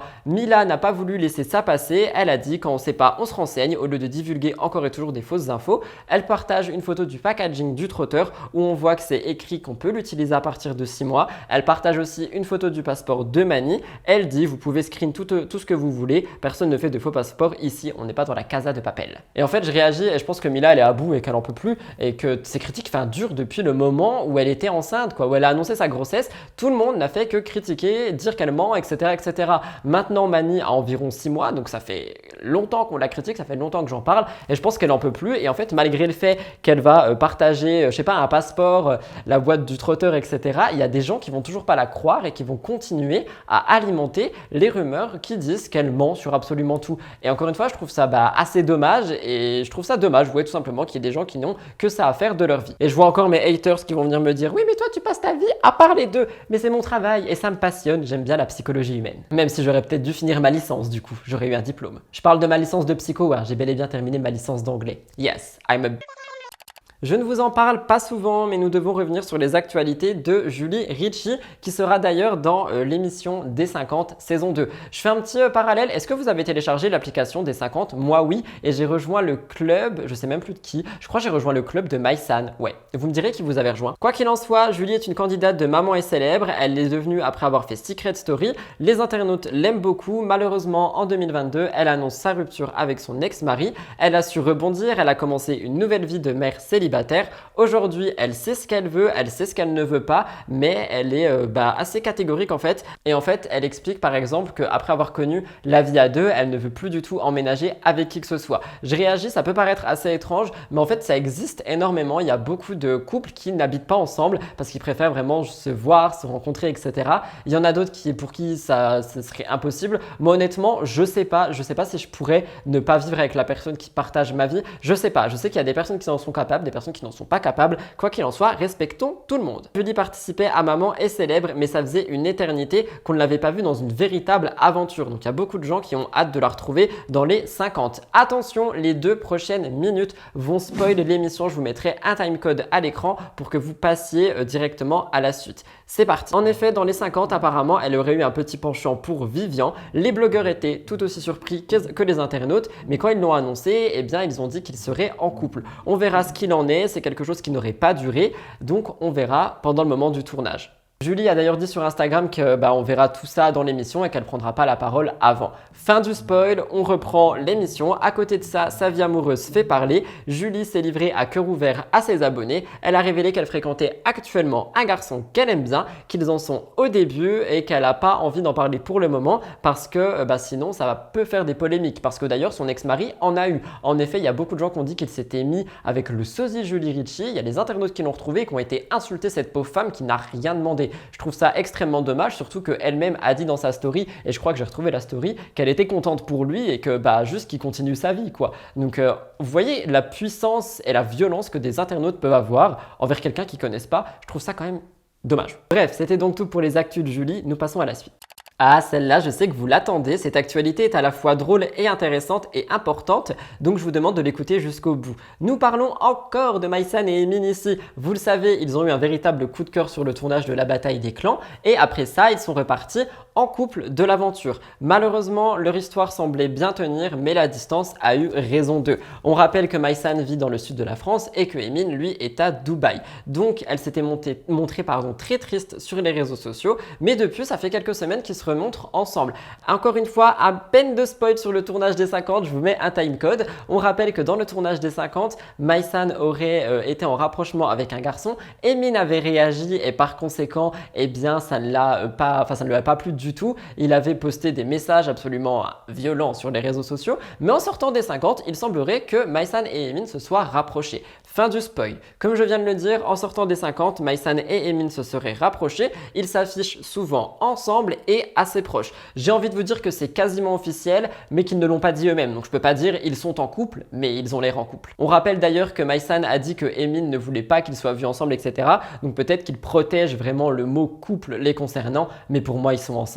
Et si je vous parle d'eux, c'est parce qu'en ce moment, ils sont à Marrakech et il y a une story qui a fait pas mal parler, étant donné qu'on voit Maïsan qui montre des habits pour bébé. Donc vous connaissez les internautes maintenant. Oh mon Dieu, Maïsan est enceinte, elle va être maman et Emin va être papa. Eh bien non, ils ont décidé de faire une bonne action et c'est pour ça que je vous dis que c'est une actu qui est intéressante, étant donné qu'ils ont profité de leur voyage à Marrakech pour acheter des habits, faire des achats en vue de leur visite dans un orphelinat. Je trouve que c'est absolument incroyable, c'est tellement beau en fait de voir des gens faire ce genre de choses et c'est pour ça que je vous ai parlé d'Astrid aussi au début de l'émission. Il y a des influenceurs et des candidats télé-réalité qui ont le cœur sur la main et quand ils le montrent, parfois ils se font insulter. Moi je veux le mettre en avant et prendre vraiment que le positif. Donc bravo Maïsan, bravo Emin, vous pouvez pas faire mieux que ça, littéralement.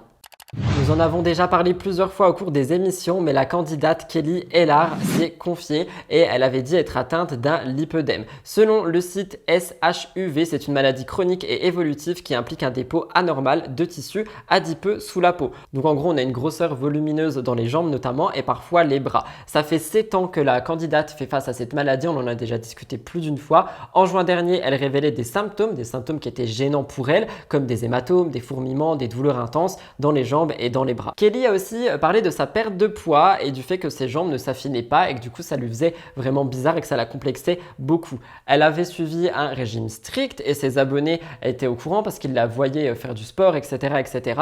Pourtant, ses jambes n'ont jamais changé d'aspect. Donc la seule solution à ce problème pour Kelly était de faire une opération. Elle a donc accepté de la faire et dès les premiers jours après l'opération, elle semblait très heureuse du résultat. On voit que ses jambes ont perdu du volume, que c'est une première victoire pour elle qui mène ce combat depuis très longtemps. Surtout qu'elle avait peur en fait pour l'avenir, elle avait peur de perdre l'usage de ses jambes, elle avait peur que les choses empirent, mais quoi qu'il en soit, elle se sent très bien maintenant dans son nouveau corps. Le problème est que Maman est célèbre vient d'être diffusée et qu'on retrouve Kelly à l'intérieur qui a encore son ancien physique et elle a beaucoup de mal à se regarder à la télé et honnêtement c'est quelque chose que je peux comprendre si tu es complexé pendant autant de temps, que tu arrives à régler ce complexe mais que malheureusement les images que tu vois de toi te le ramènent en pleine tronche, ça doit être assez compliqué. Donc je peux comprendre Kelly, mais j'ai envie de lui dire que c'est un petit peu comme si on la voyait une dernière fois comme ça et puis voilà, c'est fini. Quoi qu'il en soit, Kelly parle souvent de ça à ses abonnés et elle a d'ailleurs dit qu'elle devrait se faire opérer prochainement dans quelques semaines, je crois, cette fois-ci des bras pour que ça soit vraiment proportionnel avec le reste de son corps. J'envoie tout mon courage à Kelly que j'apprécie beaucoup, j'aime beaucoup la suivre. Je sais que vous aussi, quand j'avais parlé d'elle la première fois, vous avez été assez heureux que je parle d'elle parce qu'effectivement, je vois pas beaucoup de médias en parler, mais ça reste une candidate comme une autre. Hein. Il faut parler des choses qui les concernent, surtout quand on parle de choses aussi importantes. Donc j'étais content de voir que vous étiez réceptifs à ça et j'envoie encore une fois tout mon courage à Kelly qui mène un très long combat mais qui la rendra heureuse.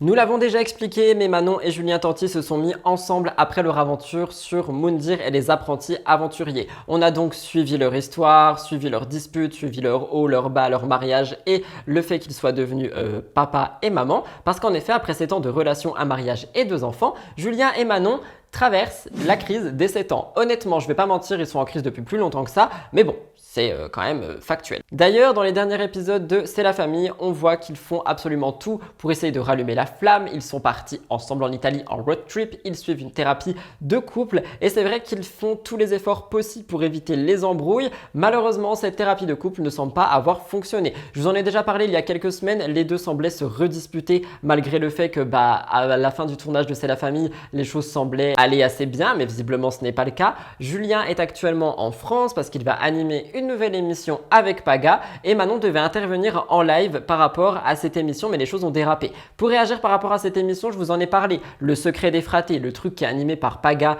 et Julien, où en gros ils vont visionner des images des anciennes émissions, ils vont réagir, ils vont donner des petites choses croustillantes, etc. Les téléspectateurs pourront donc découvrir ça. C'est un petit peu comme du react finalement. Peut-être sont-ils inspirés d'Océane Amsler.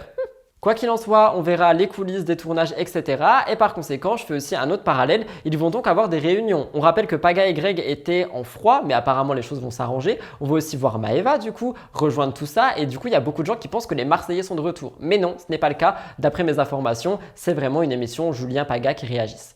Bref, quoi qu'il en soit, comme je vous l'ai dit, vu qu'on doit faire réagir des candidats pour cette émission, Manon Tanti devait réagir en live et finalement, ça... Je suis en train de mourir là.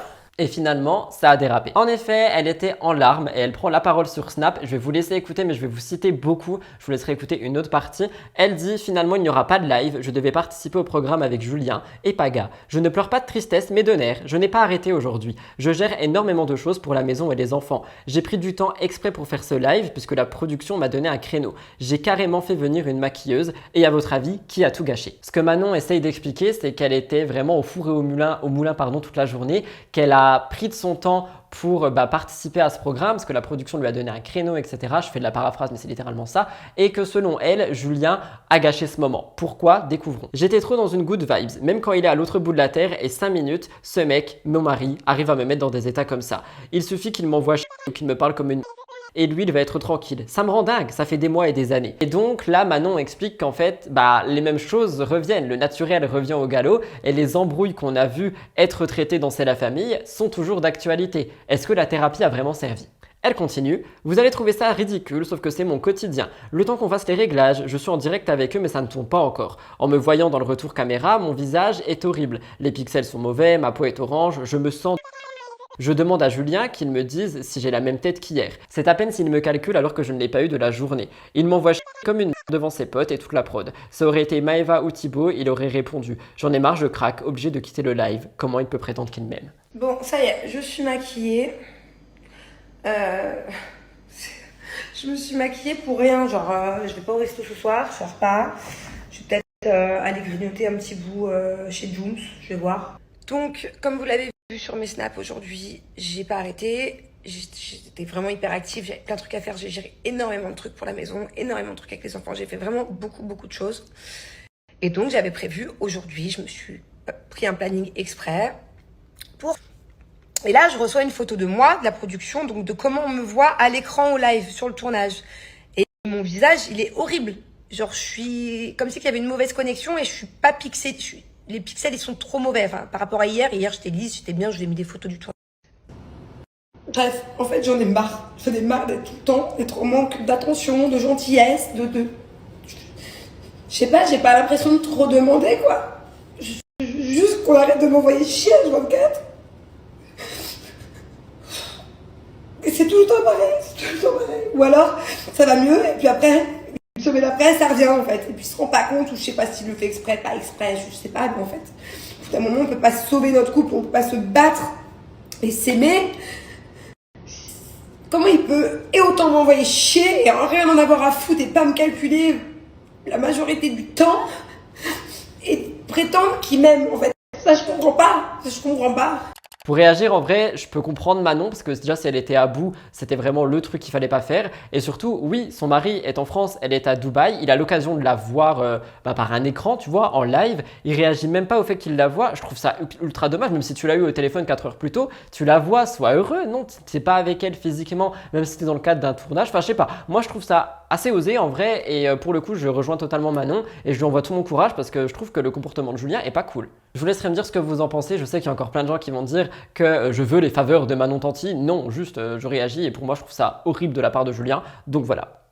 Dernière actualité de ce cœur de l'actu, Poupette Kenza a menti. Et oui, mais ne vous réjouissez pas trop vite les haters parce que personnellement, je la soutiens de tout cœur. C'est vrai qu'elle n'arrête pas de faire parler d'elle, elle a révélé un secret à sa communauté dernièrement. Rappelez-vous, les dernières semaines, on revenait sur beaucoup de choses. Sa rupture avec Alan, son possible rapprochement avec un autre homme et tout ce qui va avec. Mais rappelez-vous, la première fois que je vous parlais d'elle, c'était pour un tout autre sujet. Ce sujet, en fait, parlait uniquement d'elle. Est-elle une bonne maman ou pas? C'est une question qui a souvent été posée. Et les internautes, lui, ont toujours adressé des critiques injustifiées par rapport à tout ça. La raison de toutes ces questions qui ont vraiment émergé d'un coup, c'est un accident qui a eu lieu parce qu'il y a Poupette Kenza qui aurait fait tomber un de ses enfants.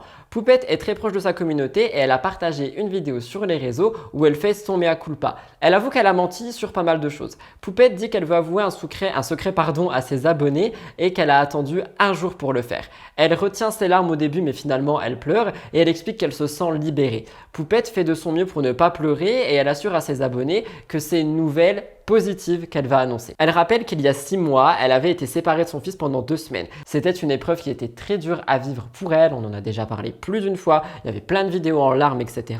Poupette ajoute aujourd'hui quelque chose qu'elle a gardé caché à tout le monde. Elle avoue qu'elle n'a pas pu discuter de la chose sur les réseaux sociaux, mais que maintenant que c'est fini, elle passe aux aveux. En effet, quelque chose que nous ne savions pas, c'est qu'après l'affaire où elle a fait tomber son enfant, elle a eu une mesure d'assistance éducative qui a été mise en place. En fait, il y a eu une mesure qui a été faite pour voir si les enfants sont bien élevés, si les enfants sont en sécurité, etc. Poupette explique que le but était de voir l'environnement des enfants. En gros, il fallait savoir si elle arrivait à les protéger ou non. Et suivant le résultat, soit elle partait vivre à Dubaï avec eux, et son mari, parce que c'est encore le cas actuellement, soit elle devait rester sur le territoire et ses enfants seraient surveillés.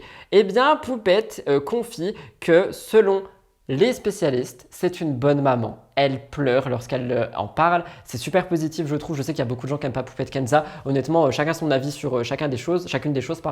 Mais moi, là, je vois une mère de famille qui est soulagée, qui se dit « Ah, je peux enfin le dire, je suis une bonne maman. » Et par conséquent, ça va faire fermer le clapet à beaucoup de gens. Après, attention, c'est pas parce que les enquêteurs ont vu quelques semaines, quelques moments dans son quotidien que c'est représentatif de tout le quotidien, ok?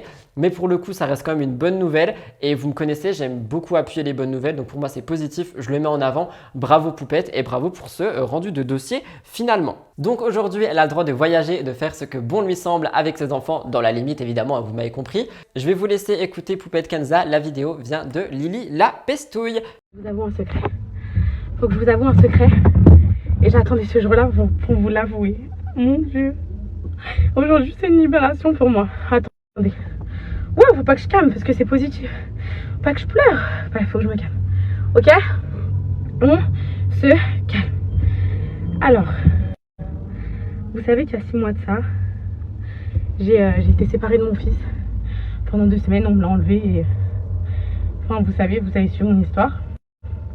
Suite à ça, il y a quelque chose que je vous ai caché, donc... que je pouvais pas dire sur les réseaux, mais maintenant que c'est fini, je peux le dire.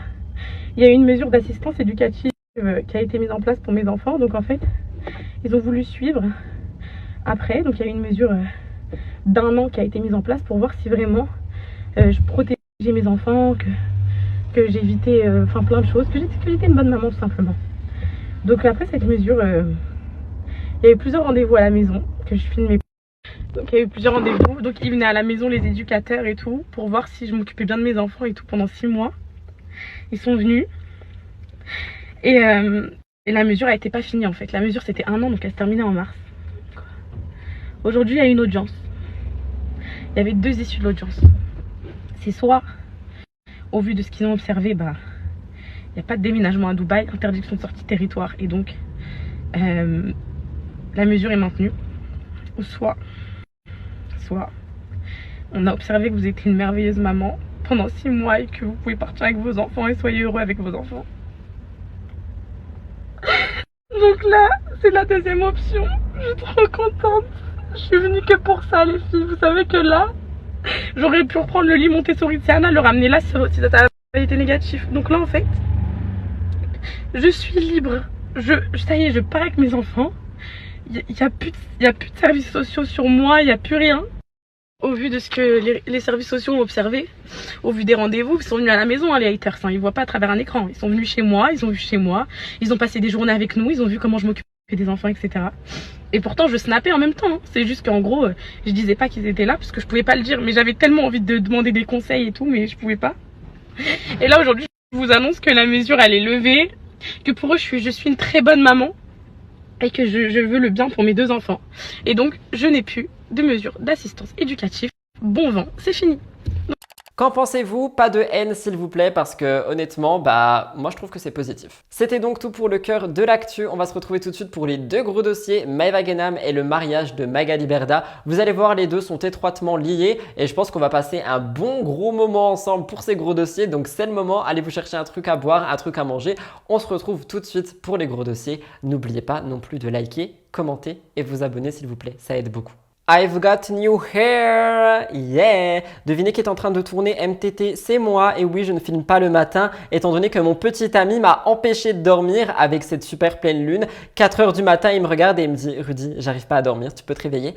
Oh my god, je suis tellement fatiguée. Mais le tournage se passe bien, l'émission sera longue, j'ai hâte de vous la montrer. Passez une bonne journée et un bon week-end. Et encore une fois, Happy September 1st. Oui, c'est le 1er septembre. Honnêtement, ça annonce l'arrivée d'Halloween, etc. et l'automne surtout. Donc, évidemment qu'on le fête.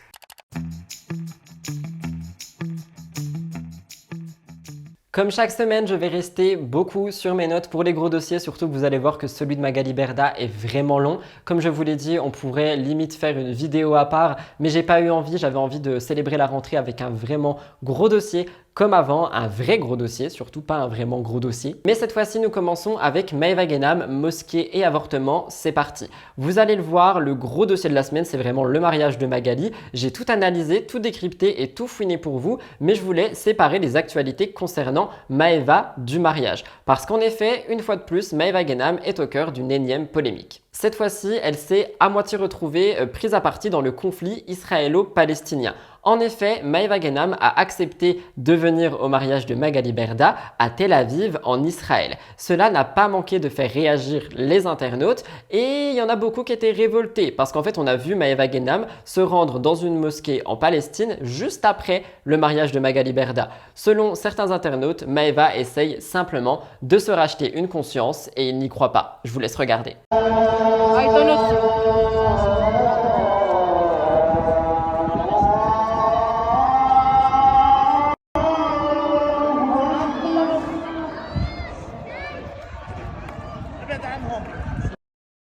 On pouvait donc lire « Maëva Guénam est une grosse hypocrite. Elle a bien célébré le mariage de l'arnaqueuse en Israël et hop, elle file en Palestine pour s'acheter une bonne conscience. Ça me dégoûte. Maëva Guénam est juste dégoûtante. La veille à faire la fête du mariage à Tel Aviv, là pour avoir une bonne conscience, elle va visiter une mosquée en Palestine. Maëva Guénam qui pleure devant la mosquée après 2 shots à Tel Aviv la veille. Eh bien, elle a décidé de répondre à tout ça, notamment dans une story Instagram où elle a pris la parole et qu'elle a expliqué les choses. Elle dit qu'elle voulait prendre la parole, je cite, « Après les critiques que j'ai reçues suite au mariage de Magali en Israël, je voulais prendre un petit moment pour répandre un peu d'amour et parler de la belle diversité qui existe au sein des différentes religions de notre monde. Je sais que les discussions sur la foi peuvent être parfois difficiles et sensibles, mais rappelons-nous que nous sommes tous ici pour célébrer l'unité, la compréhension et le respect des uns et des autres. Je sais qu'il y a beaucoup de gens qui vont dire que c'est pas elle qui a écrit cette story, mais soit le message est beau. » Elle continue, « Bien que je sois musulmane, je trouve incroyable qu'il existe différentes religions qui coexistent toutes, guidant les individus vers l'amour, la compassion et un but plus grand. Que vous soyez adepte au christianisme, de l'islam, de l'hindouisme, du bouddhisme, du judaïsme ou toute autre foi, nous partageons tous des valeurs communes. La bonté, l'empathie, le désir d'apporter des bénédictions dans la vie de ceux qui nous entourent. » Encore une fois, je ne pense pas que ça soit elle qui ait écrit ces mots, mais les mots sont vrais et je les trouve plutôt bons. Ils font passer de la tolérance. Et enfin, elle finit, « Au fil de mes expériences personnelles, j'ai eu la chance de nouer des liens significatifs avec des amis de toute confession. Choisissons l'amour plutôt que la haine, la compréhension plutôt que le jugement et l'unité plutôt que la division. N'oubliez pas que prôner l'unité et le respect mutuel ne signifie pas perdre notre propre identité ou minimiser l'importance de nos croyances, bien au contraire. Ensemble, nous sommes plus forts, plus sages et plus beaux. » Je vais pas répéter ce que je viens de dire 2 fois, mais qu'en pensez-vous ? Ce n'est pas tout concernant Maeva Genam, parce qu'elle a voulu se confier mais ça a tourné au drame. Le mardi 29 août, elle fait part de son désir de devenir maman. Elle est dans un taxi, comme ça, elle prend son téléphone, elle commence à faire sa petite story. Elle dit « Comme j'ai trop avorté, j'ai peur de ne plus pouvoir tomber enceinte. Et moi, franchement, j'aimerais trop avoir un bébé. » Elle a dit qu'elle voulait aller tout vérifier et faire des tests car elle a peur d'être abîmée en bas. Elle qui a donc un vagin d'une jeune fille de 9 ans, comme elle l'avait déjà expliqué. Ah oui, franchement, je suis désolé, il y a beaucoup de gens qui m'ont trouvé piquant avec Maeva. Je sors de mon script, mais honnêtement, j'en peux plus parce que pendant des mois, je vous ai dit qu'elle était sur une voie de rédemption, qu'elle avait l'air de vouloir changer, de partager des meilleures choses, etc.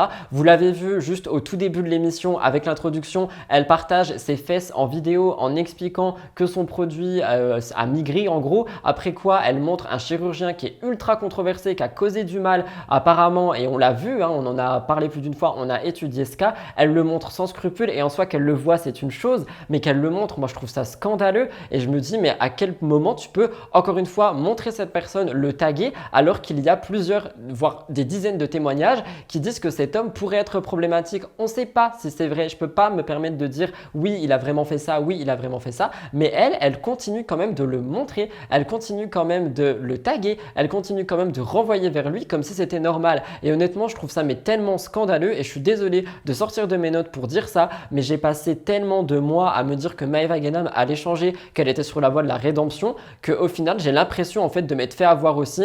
Et pour le coup quand je vois tous les scandales et toutes les polémiques qu'elle crée encore, je me dis mais non, ça s'arrêtera jamais. J'irai pas jusqu'à l'insulter parce que pour moi tout le monde peut finir par changer et honnêtement je sais qu'elle a un grand cœur, mais quand je vois tout le reste je me dis que c'est pas possible qu'elle fasse pas exprès quoi. Quoi qu'il en soit, pour en revenir à sa nénette, hein, elle explique que pour elle c'est quelqu'un de très fertile et qu'elle a avorté à 6 reprises. Elle dit je suis quelqu'un de très fertile, genre je suis tombée 6 fois enceinte et moi vous savez que je ne prends pas de contraception tout en faisant attention. Cette phrase ne va pas du tout, enfin il n'y a rien qui va. Je vous laisse regarder, vous réagirez par rapport à ça. Une caméra en bas, en fait je vais tout vérifier parce qu'en fait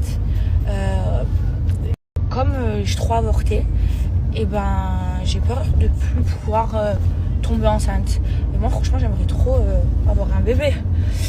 Et du coup je vais aller faire des tests parce que j'ai peur de m'être abîmée en bas parce que moi genre je suis quelqu'un de très fertile. Genre je suis tombée 6 fois enceinte et moi vous savez je prends pas de contraception en faisant attention. Et vous l'aurez compris, c'est des propos qui ont été jugés trop pris à la légère, qui ont scandalisé beaucoup de personnes. Les internautes la critiquent violemment et lui reprochent de prendre la parole juste pour faire ce genre de discours qui sont recherche de polémique. Honnêtement, ça n'a pas sa place, surtout quand on s'exprime de cette manière sur le sujet. Et je vous laisserai me dire ce que vous en pensez, mais encore une fois, moi j'ai l'impression de m'être fait berner par cette rédemption que Maeva a vendue toute l'année dernière. Elle n'existe pas. Désolé, pour moi, elle n'existe pas. Nous allons donc passer maintenant au très gros dossier de cette émission, le mariage de Magali Berda. Pour celles et ceux qui m'écoutent et qui ne me regardent pas, je vous conseille d'écouter très attentivement étant donné qu'il va y avoir vraiment beaucoup d'informations. Pour celles et ceux qui me regardent, si jamais je parle trop vite à votre goût, n'oubliez pas que sur la barre de défilement où vous voyez les minutes et les chapitres, dans le petit truc outil finalement, paramètres, il y a vitesse de lecture. Vous pouvez réduire à 0,75, 0,5 si vraiment je parle trop vite parce que je vais vraiment rester sur mes notes. On a énormément d'informations, j'ai tout regroupé du début du mariage jusqu'à après le mariage et je vous explique, c'est parti. Et d'ailleurs pour tout le travail que j'ai fait, si tu n'as toujours pas liké la vidéo, n'hésite pas à mettre pause même sur ta télé et à liker juste en dessous, ça me ferait grave plaisir. Ça a fait la une des médias, j'en ai parlé brièvement, d'autres youtubeurs, d'autres personnes, d'autres médias en ont parlé. Personnellement, j'ai préféré attendre une bonne semaine afin de prendre toutes les informations au possible, les scoops, les petites choses croustillantes et tout vous raconter ici. Après une longue période à avoir été au cœur de polémiques, Magali Berda a été sur un petit nuage dernièrement. La papesse des influenceuses s'est mariée avec Stéphane Teboul. Le mariage a eu lieu le 27 août. On a eu énormément de vidéos de tout cet événement qui ont fait le tour du web, le tour des médias. Il y en a certaines qui ont été publiées par Maeva elle-même. De l'autre côté, on a eu pas mal de critiques, notamment par rapport à la cérémonie, par rapport aux invités. On a eu des évocations, d'escroqueries, notamment par rapport au fait que le mariage a été super beau et que pour les internautes ça a été fait avec de l'argent volé. Booba a aussi adressé un message aux nouveaux mariés, je vous raconte tout. Le mariage de Magali Berda a été l'un des événements les plus attendus de tout l'été. La preuve, il a fait polémique même avant de commencer et ce depuis plusieurs semaines. À la veille de la cérémonie, nous rappelons que Magali était malade, qu'elle n'arrivait plus à parler, qu'elle avait un petit peu de problèmes de santé, je vous laisse regarder. On a un vrai problème ce matin. La mariée est malade. Ce n'est pas des moindres, je suis malade. crois que la clim hier dans le bus m'a massacrée. Donc j'ai le début d'une sinusite, je n'arrive plus à parler. Pas dans la merde. Marié est malade. J'ai la gorge en feu. Voilà. Et j'ai le nez bouché. C'est terrible. Faut absolument qu'on trouve des médicaments. Je trouve un médecin. Mais c'est Shabbat, donc c'est compliqué. Voilà. Si jamais vous avez un médecin. Je vais à la réception, ils vont me donner un médecin normalement. Vous avez réagi d'ailleurs à ça en me disant que la cortisone n'est pas censée être utilisée dans ce cas-là. Je ne sais pas si c'est vrai, je ne suis pas médecin et je n'y connais rien, mais si jamais il y a des personnes qui peuvent expliquer, dites-le dans les commentaires. Je répondrai, j'épinglerai, je ferai tout ce qu'il faut pour que l'information soit entendue. Bref, la cérémonie a bel et bien eu lieu à Tel Aviv en Israël. Il y a plusieurs vidéos qui offrent un aperçu de cette cérémonie. Maëva Guénam était d'ailleurs parmi les demoiselles d'honneur. On rappelle qu'elle avait dit que pour elle, la robe était hideuse, que en gros, les choix de Magali n'étaient pas forcément ceux de Maëva. Mais concernant la décoration, elle dit « Je n'ai jamais vu ça de ma vie ». Les images de ce mariage ont suscité beaucoup de réactions sur les réseaux sociaux. Il y en a beaucoup qui disent que ça a été fait uniquement avec tout l'argent qu'elle a escroqué au fil des années et que par conséquent le mariage n'est qu'un leurre. En commentaire on peut lire « Malgré sa condamnation à payer plus de 500 000 € au fisc, Magali Berda a pu se payer un luxueux mariage. Magali Berda qui se marie pour éviter les huissiers ». Je vais réagir et je vais dire que honnêtement, si elle a l'argent, pourquoi ne pas faire une cérémonie de cette envergure si on a envie? Après, effectivement, si l'argent est sale, c'est un autre problème. Mais suivant la deuxième citation, il y a beaucoup de personnes, je l'ai vu, qui pensent que Magali se marie pour échapper aux huissiers. Je ne suis pas assez calé en juridique pour ça. Je voulais demander à mon avocat, mais il est en vacances. Donc, j'ai pas pu m'approcher plus de ça pour le moment. Tout le monde le sait, Magali Berda est dans le viseur de Booba dans le cadre de sa grande guerre contre les influenceurs influvoleurs. En effet, il a toujours publié des choses concernant Magali pour la descendre, pour aussi faire remonter des informations, même si la forme n'a pas toujours été bonne, parfois dans le fond, il faisait ressortir des choses très importantes.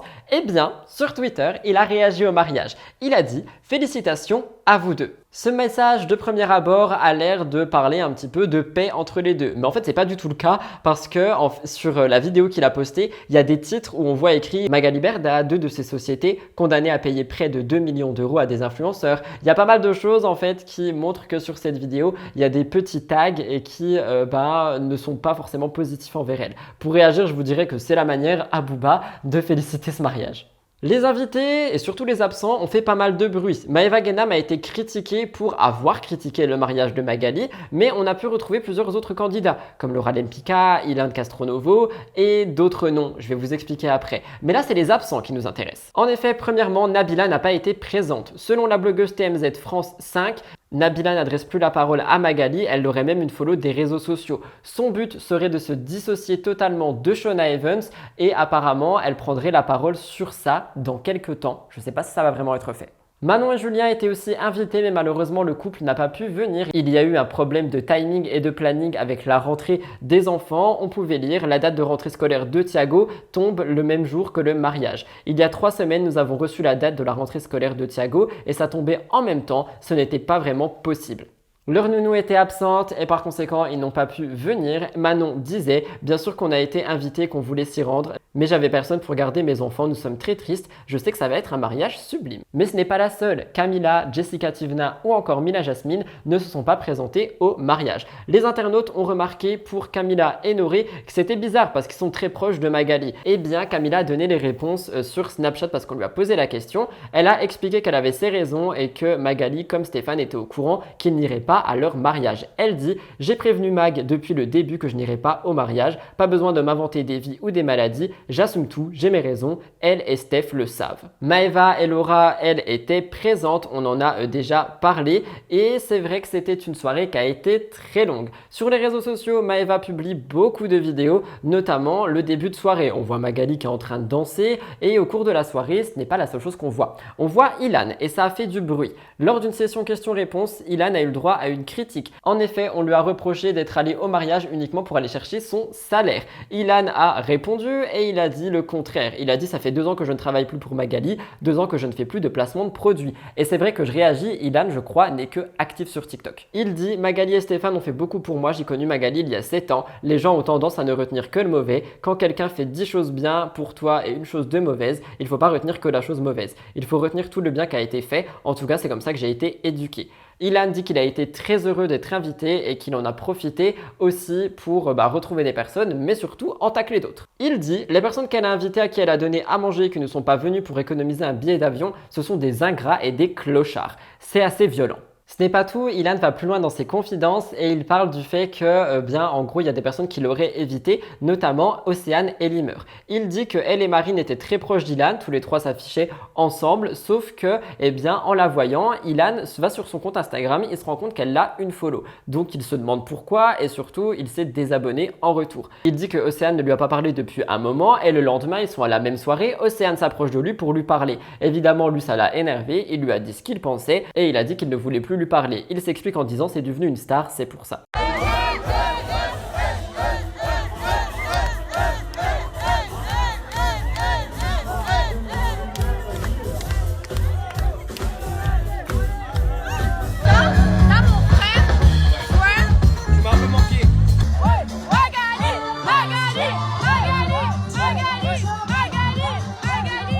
Mais ce n'est pas tout. Quelqu'un d'autre a fait parler, Kevin Gage. En effet, rappelez-vous, il a été là aussi au mariage. Ça n'a pas étonné beaucoup de gens qu'il soit là. Par contre, il est accompagné de Chloé, sa petite amie, et Maeva Genam en a profité pour prendre une vidéo des deux et la poster sur les réseaux où on les voit très proches. Et tout le monde pense que c'est un pic pour Carla Moreau. Je vous laisse regarder.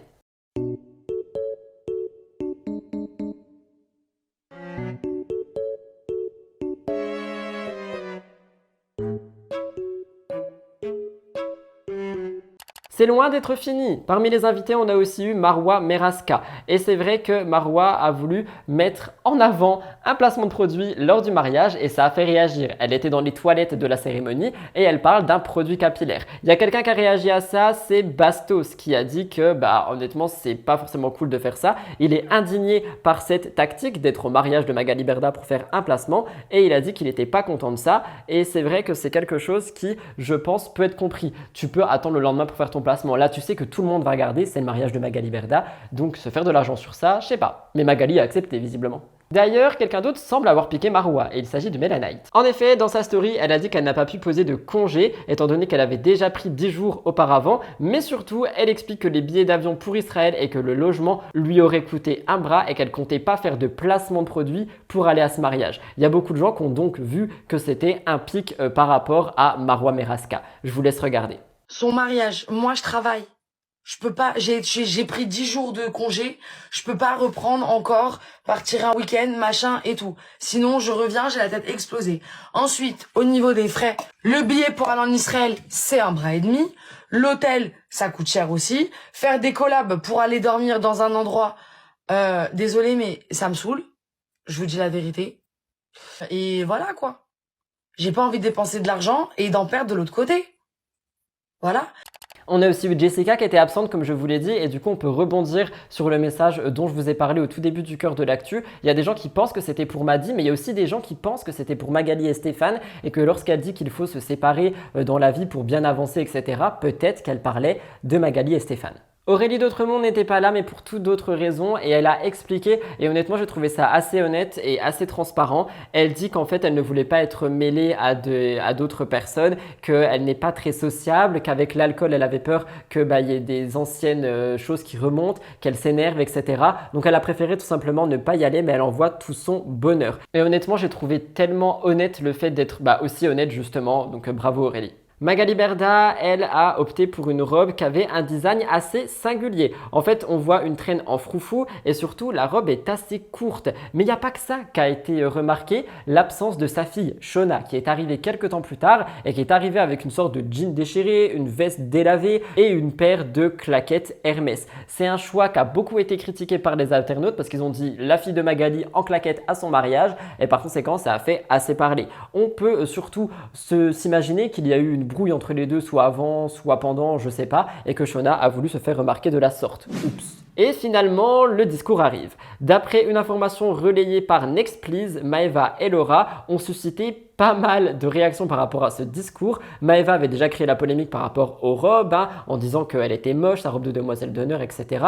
Mais cette fois-ci, c'est Maeva et Laura qui ont, du coup, en tant que demoiselle d'honneur, fait un discours et qui ont été critiqués. En effet, suite à la publication où on voit le discours, il y a beaucoup de gens qui disent que leur discours était sans émotion, qu'ils n'arrivaient pas à parler, qu'ils n'arrivaient pas à lire et surtout que ça n'avait aucun sens. Et pendant le discours, c'est le compagnon de Magali, Stéphane, qui a aussi fait du bruit, étant donné qu'il était là, un petit peu nonchalant, une cigarette à la main. Par conséquent, ça avait pas vraiment l'air, beau, tu vois. Je vais vous laisser regarder et vous me direz ce que vous en pensez. J'entends le discours devant tout le monde.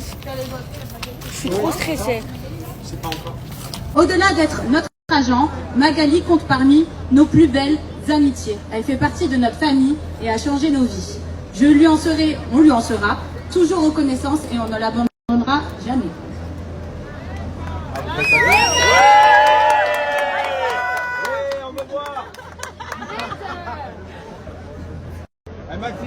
Tu pourras toujours compter sur nous à n'importe quel moment, à n'importe quelle heure, n'importe quel jour, à travers les années qui passent, à vitesse. Tout ton bonheur, une magnifique chance d'être tes demoiselles d'honneur que tu as choisi pour assister à l'un des plus beaux moments de ta vie. Je suis tellement heureuse de voir enfin mon amie épouser celui qu'elle aime, celui qui la chérira tout au long de sa vie, Stéphane. Stéphane, je t'ai connu avant Magali, en train de faire la fête dans les boîtes de nuit à Marseille. Aujourd'hui, je te considère comme un père.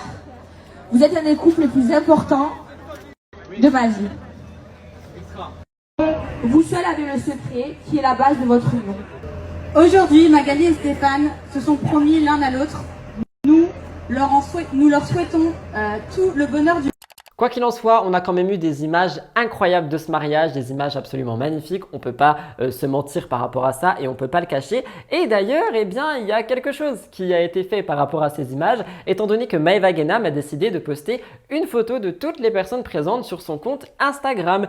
Et comme vous le voyez sur cette photo, on voit Magali, Laura, Kevin, Ilan et quelqu'un où le visage est flouté. Au premier abord, on s'est tous dit elle veut protéger le couple de Kevin avec Chloé, et donc on floute le visage de Chloé. Sauf que Kevin a montré Chloé récemment, donc non, ce n'est pas logique. Et quand on fait une élimination de tous les noms, on se rend compte que la personne floutée n'est personne d'autre que Marwa Meraska. Nous rappelons que lors des 50 saison 1, Marwa avait trahi Greg, elle avait éliminé et ça avait choqué Maeva. Apparemment, elle est très rancunière et elle se venge encore aujourd'hui sur une photo de mariage. Comment vous voulez que je croie à sa rédemption? Marwa a d'ailleurs décidé de réagir à ça en repostant cette photo en story, en laissant sa tête et en mettant un chien en train de déféquer sur la tête de Maeva et en écrivant en dessous « Bah quoi, c'est drôle, non ?» Elle combat le feu par le feu. Quoi qu'il en soit, ça termine donc sur un point partout, ça s'est passé après le mariage et j'ai envie de dire qu'on a bien fait le tour par rapport à celui-ci. Évidemment, outre mon métier et outre tout ça, je reste une personne humaine, donc j'envoie tous mes vœux de bonheur, tout mon amour pour Magali et Stéphane et pour ce mariage. J'espère qu'il durera dans le temps.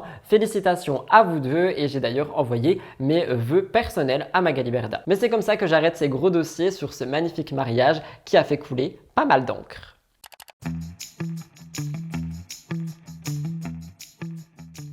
Pour la découverte de la semaine, aujourd'hui, je vous parle de Marie Tuffery. J'espère que je prononce très bien son nom de famille. Quoi qu'il en soit, la youtubeuse Sleeping Beauty qui a enfin sorti un projet qu'on attendait tous si on la suit, son planeur, le journal holistique. C'est un projet sur lequel elle a travaillé pendant de longs mois, un projet qui a été pensé jusqu'aux petits détails. Je me le suis procuré, il est maintenant sold out, mais je voulais quand même le mettre en avant. Elle a expliqué qu'il y aura peut-être une autre version dans le futur. En tout cas, ça annonce surtout l'ouverture de sa boutique, la maison Tuffery, et j'espère sincèrement que les prochains projets seront tout aussi bien que celui-ci. Pour celles et ceux qui veulent me voir utiliser ce planeur, parce que je compte bien partager tout ça avec vous sur Instagram, n'hésitez pas à me rejoindre @rudycoppel. Encore une fois, bravo Marie pour ce projet qui honnêtement est un des seuls planeurs qui me donne vraiment envie. J'étais extrêmement to-do list, mais j'ai hâte d'être donc demain pour vous pour commencer à l'utiliser dès cette rentrée. Je vous laisse avec un moment de Marie qui explique un petit peu ce planeur et on se retrouve pour la conclusion. Le journal, un planeur holistique qui vous accompagnera au quotidien pour vous aider à retrouver plus d'harmonie et de sérénité pendant 6 mois. C'est le tout premier produit de ma marque bien-être Maison Tuffery et je suis trop heureuse de vous le proposer aujourd'hui. C'est la toute première version, donc elle est en édition limitée, les stocks sont déjà imprimés, il n'y a pas de précommande,